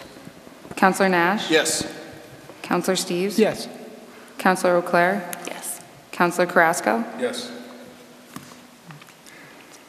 8 yes. 8 yes. Motion carries. Agenda item number 20, vote to appropriate $50,000 from free cash for stormwater planning by the Department of Public Works. So moved. Second. Mr. Town Manager? Thank you. This is part of a long-term plan for a long-term development of a stormwater plan according to the federal government. It's something we have to do. We're taking the money from free cash, and this will develop into a long-term stormwater plan that we'll have to come up with to deal with the issue on a longer-term basis. Director Blakely, thank you for being here. I just wanted to say that there was one question on subcommittee whether this requirement was actually going to go into effect this year. I'm not sure if anybody has been, the press release just came out that they are going to have it start in effect starting July 1st. Beginning of the fiscal year. We'll have a 90-day period to do our initial notice of intent, just like a conservation permit. So we'll have 90 days, we'll have to do that. There are subsequent requirements going forward, but this means that if it starts this coming year, our time clock starts ticking on the items that are required in this plan. So that this $50,000 is to help us figure out how we're going to meet all the requirements for the next 10 years from both a technical standpoint and look at the financial aspects of it, of how much that's going to cost. Thank you for that. And thanks for the email, those information. Any other questions or comments? Or? Seeing that, again, free cash, I think we'll go with a roll call on this as well. Roll call, please. Counselor DePietro? Yes. Counselor Manna? Yes. Counselor Morales? Yes. Counselor Nash? Yes. Counselor Steves? Yes. Counselor Eau Claire? She's not here. Keep going. Counselor Carrasco? Yes. Counselor Clemens? Yes. 7 yes. Motion carries. Moving on to agenda item number 21, vote to approve the repurposing of $6,500 of funds within the FY 2018 data processing budget to complete a software upgrade. So moved. Second. Councillor Steves. Hi, yeah, that was at the last Gen Gov meeting. Specifically, Will Canoyer brought that forward, saying that the money's already in his budget, but needs to be transferred to fund a new computer-aided mass appraisal software. The current firm's software that they're now using won't be supported on the database end, although the software itself is. And the state won't allow upgrades during the next revaluation year, which is 2020, without a costly field review. So we basically need to do this now. The total cost is about 20 grand. He has $13,500 in the account now, so this extra $6,500 makes up the difference. He had originally planned to use the $6,500 for new equipment, but we'll delay that until next year, and this passed unanimously. Thank you. Any questions on this item? All those in favor? It's unanimous, 8. Motion carries. Agenda item 22, vote to accept a $550 donation from the Cornerstone Bank for the summer concert series. So moved. Second. Good. Any comments about this? Councillor Nash. Thank you, Madam Chair. Through you, as we've seen in at least 1 or 2 previous council meetings, the summer concert series has started to gain some traction with donations and support from primarily the business community for this upcoming summer's wonderful series. I'm excited to see some of the acts that are coming forward, and Recreation Director Stephen Roenfeld is posting about them. Joyco is one of them. I love seeing them when they come to town. But in this particular vein, I'd like to extend my thanks to Cornerstone Bank for a generous $550 donation, and all the sponsors of this fantastic program. Thank you. So just as not a micromanaging comment, just that we are accepting donations because we're supposed to be accepting donations. It's a Mass General Law, I believe it's 53A or thereabouts, something that, although some communities, and I brought this up before, some communities do a blanket acceptance at some point during the year, and that way to the various entities that might be receiving funds, like a concert series. Not that you wouldn't then recognize the people, but you wouldn't have to vote each donation. And I know that is something that Karen, our finance director, had mentioned too. So in the vein of helping the process, I believe that's something that will come forward at some point to come up with that type of a procedure so that it makes it less numbers on these very long agendas. So just giving you for information. All right, so any other discussion on the donation? All those in favor? It's unanimous, 8. Motion carries. Agenda item 23, vote that the town of Southbridge re-accepts the other post-employment benefits, known as OPEB, trust fund under the provisions of Mass General Law, Chapter 32B, Section 20, as amended by Section 15 of Chapter 218 of the Acts of 2016, to authorize the town manager and treasurer to execute a declaration of trust creating an expendable trust for the purpose of holding monies appropriated to such fund, to designate the treasurer as the trustee of such fund, and to authorize the trustee to invest and reinvest the monies in such fund in accordance with the prudent investor rule established under Section 203C, II Section 23 of Chapter 32. So moved. Second. Mr. Town Manager. Thank you. First off, I want to start off by thanking the town council, and I'm not sure which town manager that actually set up this OPEB trust fund, because many communities throughout the state have not done this yet. So Southbridge is one of a smaller number of communities that have actually tried to put aside this money to pay. Essentially what we're talking about is health insurance for retirees So we have close to $1 million in the fund now. The liability is probably over $30 or $40 million. It's really high, but we've made a start where many other communities haven't. This today is really just a state requirement to reauthorize it. There's nothing special about this. The treasurer collector did come into subcommittee and explain this to everybody, but it's something we already have had in place for over 3 years, and we're just reauthorizing it, so it's pretty simple. Any questions? All those in favor? Unanimous, 8, motion carries. Agenda item 24, vote to declare inventoried items by the Department of Public Works as surplus and/or waste and allow the town to dispose or discard according to Mass General Law, Chapter 30B. So moved. Second.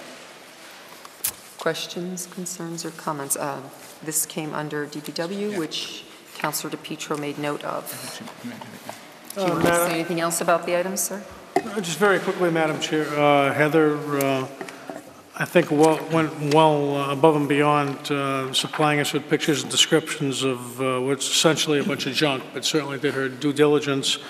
It was voted on unanimously in subcommittee to recommend to council to allow her to either scrap or auction these items off at her discretion. Councilor Nash. Thank you, Madam Chair, through you. And if I'm not mistaken, they were mostly snow blowers or snow removal equipment, correct? Thank you. So there was 2 52-inch mowers, 1 Yard King snow blower, 1 Mighty Mac 8 horsepower blower. Let's see, another 8 horsepower blower, and actually 4 of those, a goat blower, a Toro snow blower, a tenant walk-behind indoor sweeper that came with the building, and 1 Crown walk-behind lift, which came with the building. So there's a number of items. 15 years old. Yeah, quite old. So, all right. Anyone else? See none? All those in favor? 8, unanimous, motion carries. Agenda item number 25. Vote to ratify the contract between the Town of Southbridge and Ludlow Construction Company, Inc. in the amount of $6,704,917 for construction of the water main extension project, Berry Road, H. Foot Road, and Eleanor Lane. This funding provided as part of ACO agreement with the State of Massachusetts, Casella, Town of Charlton, and Southbridge, funding provided by Massachusetts and Casella. So moved. Second. Just a friend, it should be Berry Corner Road, just for. Oh, Berry, you know, when it said Berry Road, it didn't roll Click. out. Yeah. Berry Corner, friendly amendment there, if that's okay with everybody. All right, discussion of this. This is the water project that we've been hearing so much about for the contaminated wells and such. So do you want to elaborate on the bid or anything that happened with it? Or? I don't even have my summary. We received multiple bids on the project. They were all very competitive bids. The initial engineer's estimate was right about $7.5 million. So the bids came in a little below what we actually expected, which is great. As you probably all are aware, this is based on an ACO that there is an agreed upon amount of not to exceed $10 million, with $5 million coming from the state of Massachusetts and $5 million coming from Casella. So we're anxious to get the project started. It's a very large project. It's over 3 miles of water line. The intention is to get the water line installed, the main line installed this year, and the laterals started next spring in the timing. Is in terms of the bids and contingency, ledge and that type of stuff, do you expect there to be any issues with this? The ledge was all estimated because they did do borings when they did it, so there is a price in there for ledge. It's a pretty generous amount of ledge. Obviously, it's a unit price contract, so this $6.7 million could go up and down depending on unit cost. And as in any project, you know, we're not giving the $10 million back yet until we get through the project, because this is a big project. There's going to be things that come up. We try to plan for as many contingencies as we can. But these projects, there's always some type of thing that you couldn't foresee. So we think that they've covered a lot of the things. There's a lot of things that we already, we have a line item for going forward, which helps a lot when you deal with different quantities. And it will have full-time oversight. The water department will be inspecting also on a daily basis in addition to the full-time oversight. So there's a lot of people that will be watching from the town. Very good. Thank you for the explanation. Councillor Steves first. Yeah, just one quick question. Where do things stand as far as the pump stations project goes? Well, interesting. I just attended a pre-construction meeting today for the pump station. So they're intending, they've started the work technically with the pre-construction meeting. They're thinking they'll be out physically starting construction in the beginning of July, with the intention of the project to take, to go into through the winter, into the winter, with startup happening sometime next spring. And what's the time frame for this particular project? So this project will start this summer, like I said. Yeah. The intention is to have the main water line installed before winter. That is ambitious. Yeah, definitely. But we want to get as much of the work done in the main line of the road, including to the curb stops, so that we'll allow that road to kind of settle out over the winter. And then they'll come back and pave in the spring, summer next year, and do the connections to the houses. So they'll come back in the spring and start doing the physical connections from the edge of the road, where they're not in the road anymore, into each individual houses and activating the line as they go. And then the final step is the paving, which is how the contract was set up. Right, okay. Good, thank you. Just on this. Okay, Councillor DePietro. Thank you, Madam Chair, through you. From what I understood at subcommittee, you're starting at 169 and then working your way up Berry Corner? That will likely be the way that it'll start, but that's technically up to the contractor, the way he wants to start. So as soon as they have the construction meeting and the scheduling, we don't dictate means and methods. They can come to us and say, you know what, we're okay, we're going to start on this section and work our way backwards, and we'll do the final connection at the line later. My guess would be they'll start not at 169 actually, but just up the road on Berry Corner. Well, just responding to some folks that live on that road, some of them who are relatives, they're just wondering when you're going to put a shovel in the ground. That depends on how quickly the contractor can get us the schedule. I would say we're still probably a month and a half out. You know, there is time frames for the contractor to reply to us once we send them out the contracts. None of that has happened until you vote on it. So the time frames will start after this. Thank you. Thank you, Madam Chair. Is there anyone else with a question on this? Okay. Let's do roll calls. Large contract, I think it'd be good. Councillor Morales? Yes. Councillor Nash? Yes. Councillor Steves? Yes. Councillor Auclair? Yes. Councillor Carrasco? Yes. Councillor Clemens? Yes. Councillor DePietro? Yes? Councillor Manna? Yes. 8 yes. Okay, motion carries. Thank you. Hope we can get relief there soon. Agenda item number 26, vote to ratify the contract between the Town of Southbridge and J. Vinagro Corporation for the demolition? It should be demolition. Yeah, the demolishment. It's the first time I'm reading that like that. For the demolition and removal of 9 Rose Street in the amount not to exceed $36,000. So moved. Second. Just for informational purposes, you should have a box checked off. If you do the math, it would be number 3 for a building project estimated cost between $25,000 and $100,000. Solicited bids in accordance with the procedures set forth in Mass General Law, Chapter 30, Section 39M. Just to make sure you all have the right thing. Would you like to speak on this? Just briefly, Ms. Manna did bring that up, and that will be corrected in the one that you authorized Mr. San Angelo to sign.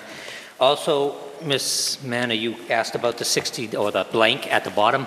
The reason it was blank, I explained, was that without knowing when the contract was going to be released, I couldn't be sure that Vinagro Construction didn't have other projects that were in the way. I spoke to Vinagro today. That will be a 60-day completion. Okay. I talked to him, and I said, if the contract is approved tonight, what number can we put in there? And we worked it out to 60 days. Okay, questions?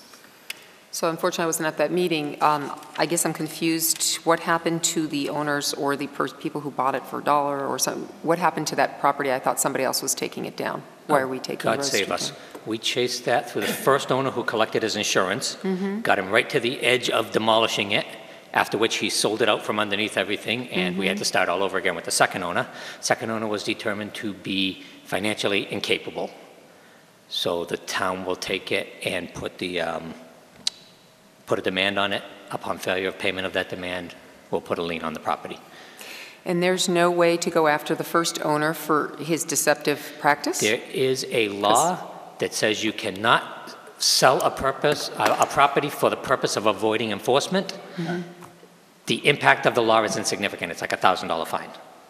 So I could chase it, but my time chasing it through the courts would cost the town more than the $1,000 we'd get for it. Councilor Clare. Thank you, Madam Chair. Through you to Mr. Pelletier. So the first owner collected the insurance To my knowledge, yes. and then didn't use the insurance money to actually perform any repairs. Correct.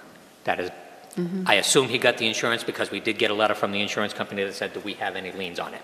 We did not at the time have a lien on it. So we said, no, they released the insurance funds. I have to assume it went to that owner. Okay, interesting. Thank you. Welcome to my nightmare. Well, that's illegal, so.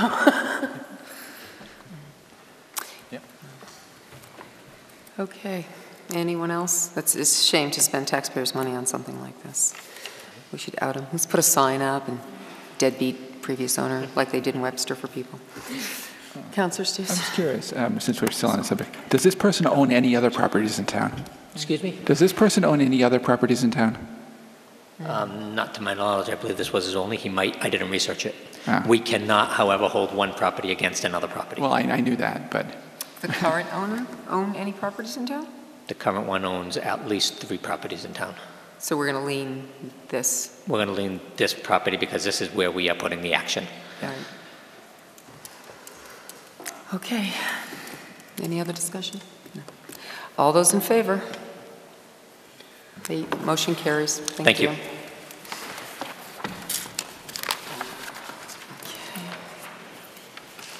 Agenda 27, vote to accept the updated sexual harassment prevention policy and procedures to replace our current policy and bring us within the current guidelines. So moved. Second. Okay, Mr. Town Manager. Thank you, Madam Chairwoman. The next 2 items were sent to us and worked on with our HR specialists and our legal firm. They're essentially the same guidelines that are used across the state in various municipalities. They've been approved by our legal counsel. Actually, the legal counsel essentially gave them to us as part of their package. It's time to update both the sexual harassment policy and the regular harassment of individuals in a practice class. They're just good policy items to have to protect the town and to set up clearer practices for how we deal with these kind of cases. Anything else? All those in favor? 8, motion carries. Agenda 28, vote to accept the updated harassment of individuals in protected classes policy and procedures to replace our current policy and bring us within the current guidelines. So moved. Second. Any questions or comments on this? Did they change the protected classes? Let's go back and look. Oh, there was one addition recently. I forget what it was, but there was a relatively recent addition to protected classes. I think it might be transsexual, but I forget exactly what it was. Madam Chair. Councilor Manna? I believe it is transgender, so I believe that's the newly protected class. I believe she's right. All right. This is under the federal guidelines, correct, Mr. Town Manager? The federal Yes, guidelines I believe they are, yes. for all protected classes, and we have to update it on a regular basis. So it came directly from D. When the laws change? Right, so it's a review situation. Okay, all set? Thank you for that information. All those in favor? It's unanimous, 8, motion carries. And we are not taking up agenda item number 29 at this point, so we'll move on to Councilor's Forum tonight. So will Councilor Clare? Thank you, Madam Chair. Through you. Wow, that was loud. I just wanted to thank the our fire department. We had those two very large fires in the 2 days. We're fortunate to have a full-service fire department, and these guys need some real recognition for the amount of work that they've had to do in the last week. So thank you very much to everybody out there, and that's all I have for this week. Thank you. Thank you. Councilor Carrasco. Yes, I just have a few things this evening. I had a conversation with one of our seniors who was very pleased and very excited and wanted to make sure that we mentioned how great the Senior Expo was and how well attended it was, and the collaborative of the SALT Council and many different organizations and different communities that came together to provide this service for our seniors. She did participate, and she wanted to just make sure that hopefully next year we can get more seniors educated and taking advantage of some of those free clinics that take advantage. Also, I want to echo what a lot of counselors have already said. The Southbridge Police Department and Fire Department for their quick response and their, risking their lives on a daily basis for our community. I know some people say it's a choice, but I think it's greater. It's not just a choice, it's a lifestyle that they carry, and I want to thank them. But I also want to thank the Center of Hope staff that quickly moved to provide some support, to provide some quick decisions in regards to going into a building and knocking on doors to make sure that people got out safely in a fully engulfed fire. So I just want to publicly say thank you to the Center of Hope staff. And the final thing is there's going to be a free handball clinic at Ed McMahon Memorial Field, aka Henry Street. That'll be June 6th, July 7th, July 10th, and July 17th from 3:30 to 4:30, where you can learn the skill sets of how to play handball on our newly created handball court at Henry Street. It is picking up momentum, that court, and people are using it. People are using Henry Street, and I just want to publicly thank our recreation director for the work that he's doing in bringing in different programs for not only just the kids but also adults.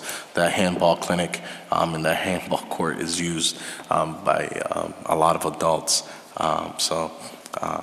So if you have the chance, it's a free clinic. It's also being put on by the New England Association of Handball. So they're partnering with our recreation director.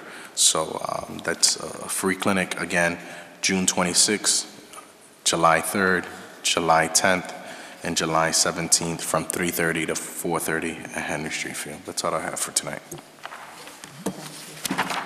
Just to piggyback on your handball, the Ortiz has been so instrumental in that. I'm hoping to get them in here to do a presentation at one of the next meetings. That's their organization that's putting it up. Yep. Councilor Morales. Thank you. Through you, I would just also like to thank our fire and police station as well for their good work these last couple of days. Also thank the town manager and deputy chief Dingy and the team for their awesome plan. And I hope everybody enjoys the nice weather, and a happy Mother's Day to all you ladies. Councilor DePietro. Thank you, Madam Chair. Very briefly, and before you grab your gavel, I'm not going the direction you think I am. I had a subcommittee meeting several months ago. A lot of people who were not able to attend certainly had an opportunity to see it on camera. But those who didn't, for those who didn't, I submitted a very respectful, articulate, kind, and fair assessment of the meeting, presented to the town manager's office, to be presented to council members and to department heads. Evidently, that was some kind of violation of the rules. I was certainly unaware of it. I was surprised that if I dropped something in a town manager's office that they would allow it to go the wrong way and not say, "Council, you can't do this," but so be it.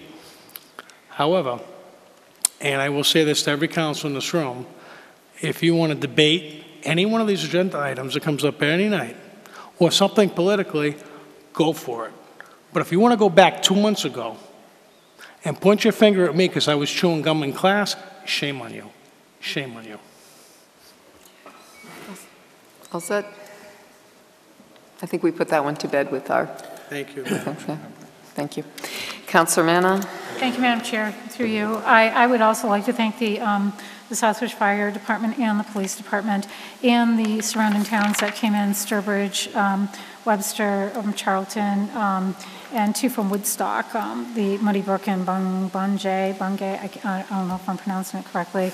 We have a good team set in place, and I just want to remind the people that we are a city. Run as a town, we have city problems, and not only with drugs, with domestic violence, with robberies, with, we're even getting gunshots and whatnot, and fires and emergency calls and stuff. So we need to keep in mind that the safety of the community should never be compromised.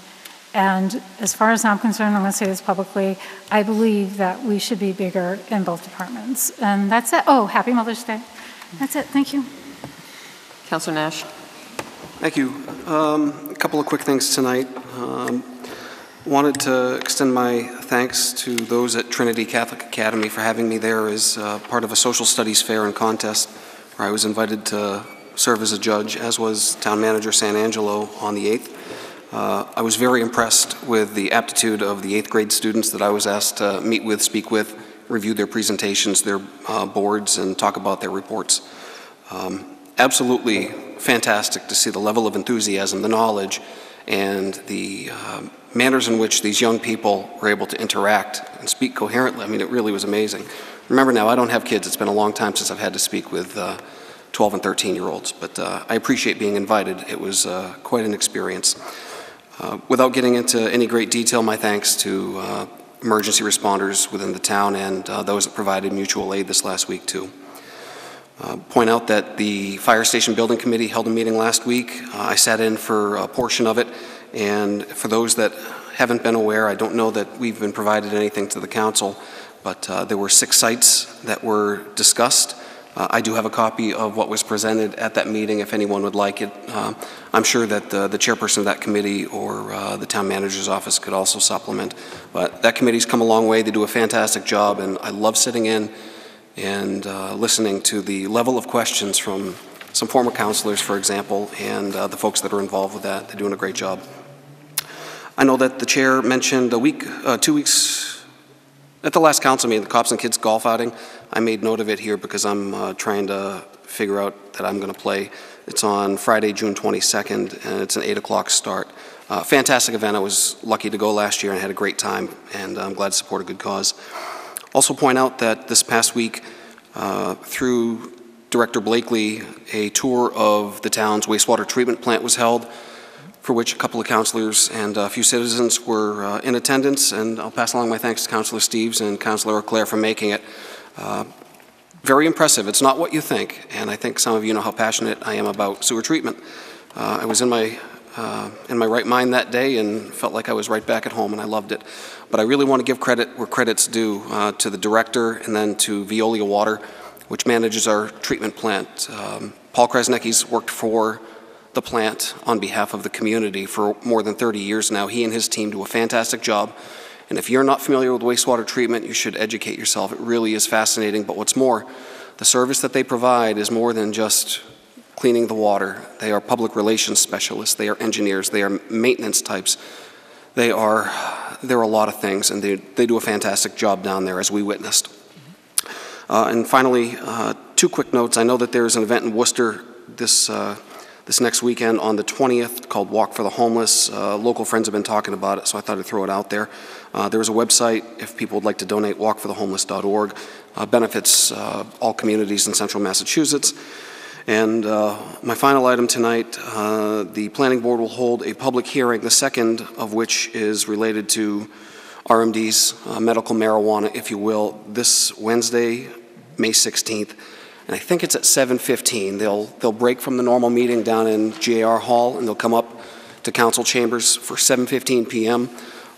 I will plan to attend, and I really look forward to hopefully some new information and people on both sides, if there are people on the side that differs from mine, to show up and have your voice heard.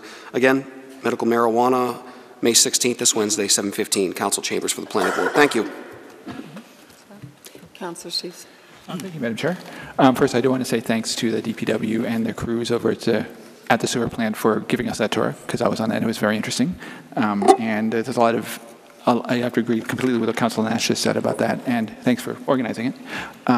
It was, if you've never seen it, it's a lot more complicated than you think, and there's a lot of needs down there, and that's one of the reasons why you keep seeing it in our capital budgets of millions of dollars going to the sewer plant, because they're in some of those facilities are in pretty tough shape, and it's not something we can ever forget, and it's been forgotten for too long.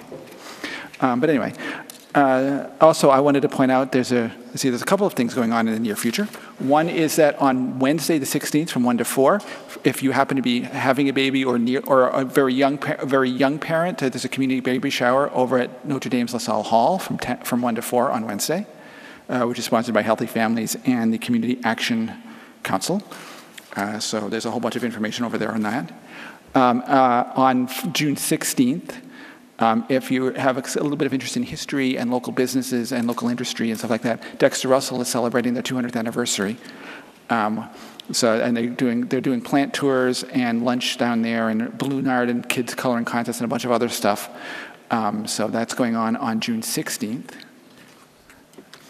Let's see, we've got, he mentioned the planning board's medical marijuana hearing. I also wanted to mention the zoning board's 40B project hearing is going on tomorrow night at 6. And they're also, for those of you who are interested in some of the other neighborhoods, they're also doing a couple of other smaller hearings on Thursday evening at 5:30.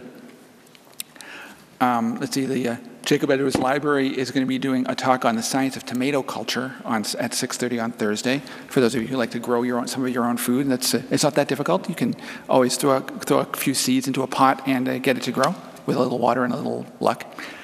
And also, the library is also doing on Thursday the 24th, they're doing a Pied Potter presentation, Pied Potter Hamlin, I think his name is, where they actually show how to do a little basic pottery. So that'd be kind of fun. And I think the last thing also, you mentioned it in passing earlier. I just want to reiterate, the Wednesday, the 30th of May, is at 6 p.m. is the Hidden in Plain Sight program at the old high school over on Cole Ave. We take a look at some of the issues surrounding some of the drug crisis that we were talking about earlier tonight. And I think that's pretty much it. Oh, and also keep your eyes open for the fact that we're looking at doing a joint planning board and town council zoning forum sometime in mid-June. We don't have an exact date set up, but it'll be to take a look at the second draft of the zoning plan that we've been working on for a while. And there's a whole bunch of stuff coming down the pike. It's admittedly very complicated, but the second draft should be available. I think if not today, it should be very soon. So the committee members should be getting it. It'll be posted on the website. People will be able to get some comments on this one. And then going forward from here, that'll be a public forum on it in mid-June. And then there'll be a third draft coming out for June, July, August timeframe, where you'll be able to comment on it and think about it and throw ideas around it for a couple of months before it goes to formal public hearing in the fall. So there's a lot of stuff going on as far as that goes, and it's complicated. It's interesting. But anyway, that's all I had. And the next council meeting is Monday, May 2nd, or May 21st, sorry, at 7 p.m. in the council chambers. Agenda item number 32 is vote to go into executive session for the purposes of 1, to conduct strategy session in preparation for negotiation with non-union personnel, town manager contract pursuant to Mass General Law, Chapter 30A, Section 21A2. 2, to discuss strategy with respect to litigation, contract claim pursuant to Mass General Law, Chapter 30A, Section 21A3, and to adjourn. We do not anticipate coming out, and we will adjourn from executive session. So moved.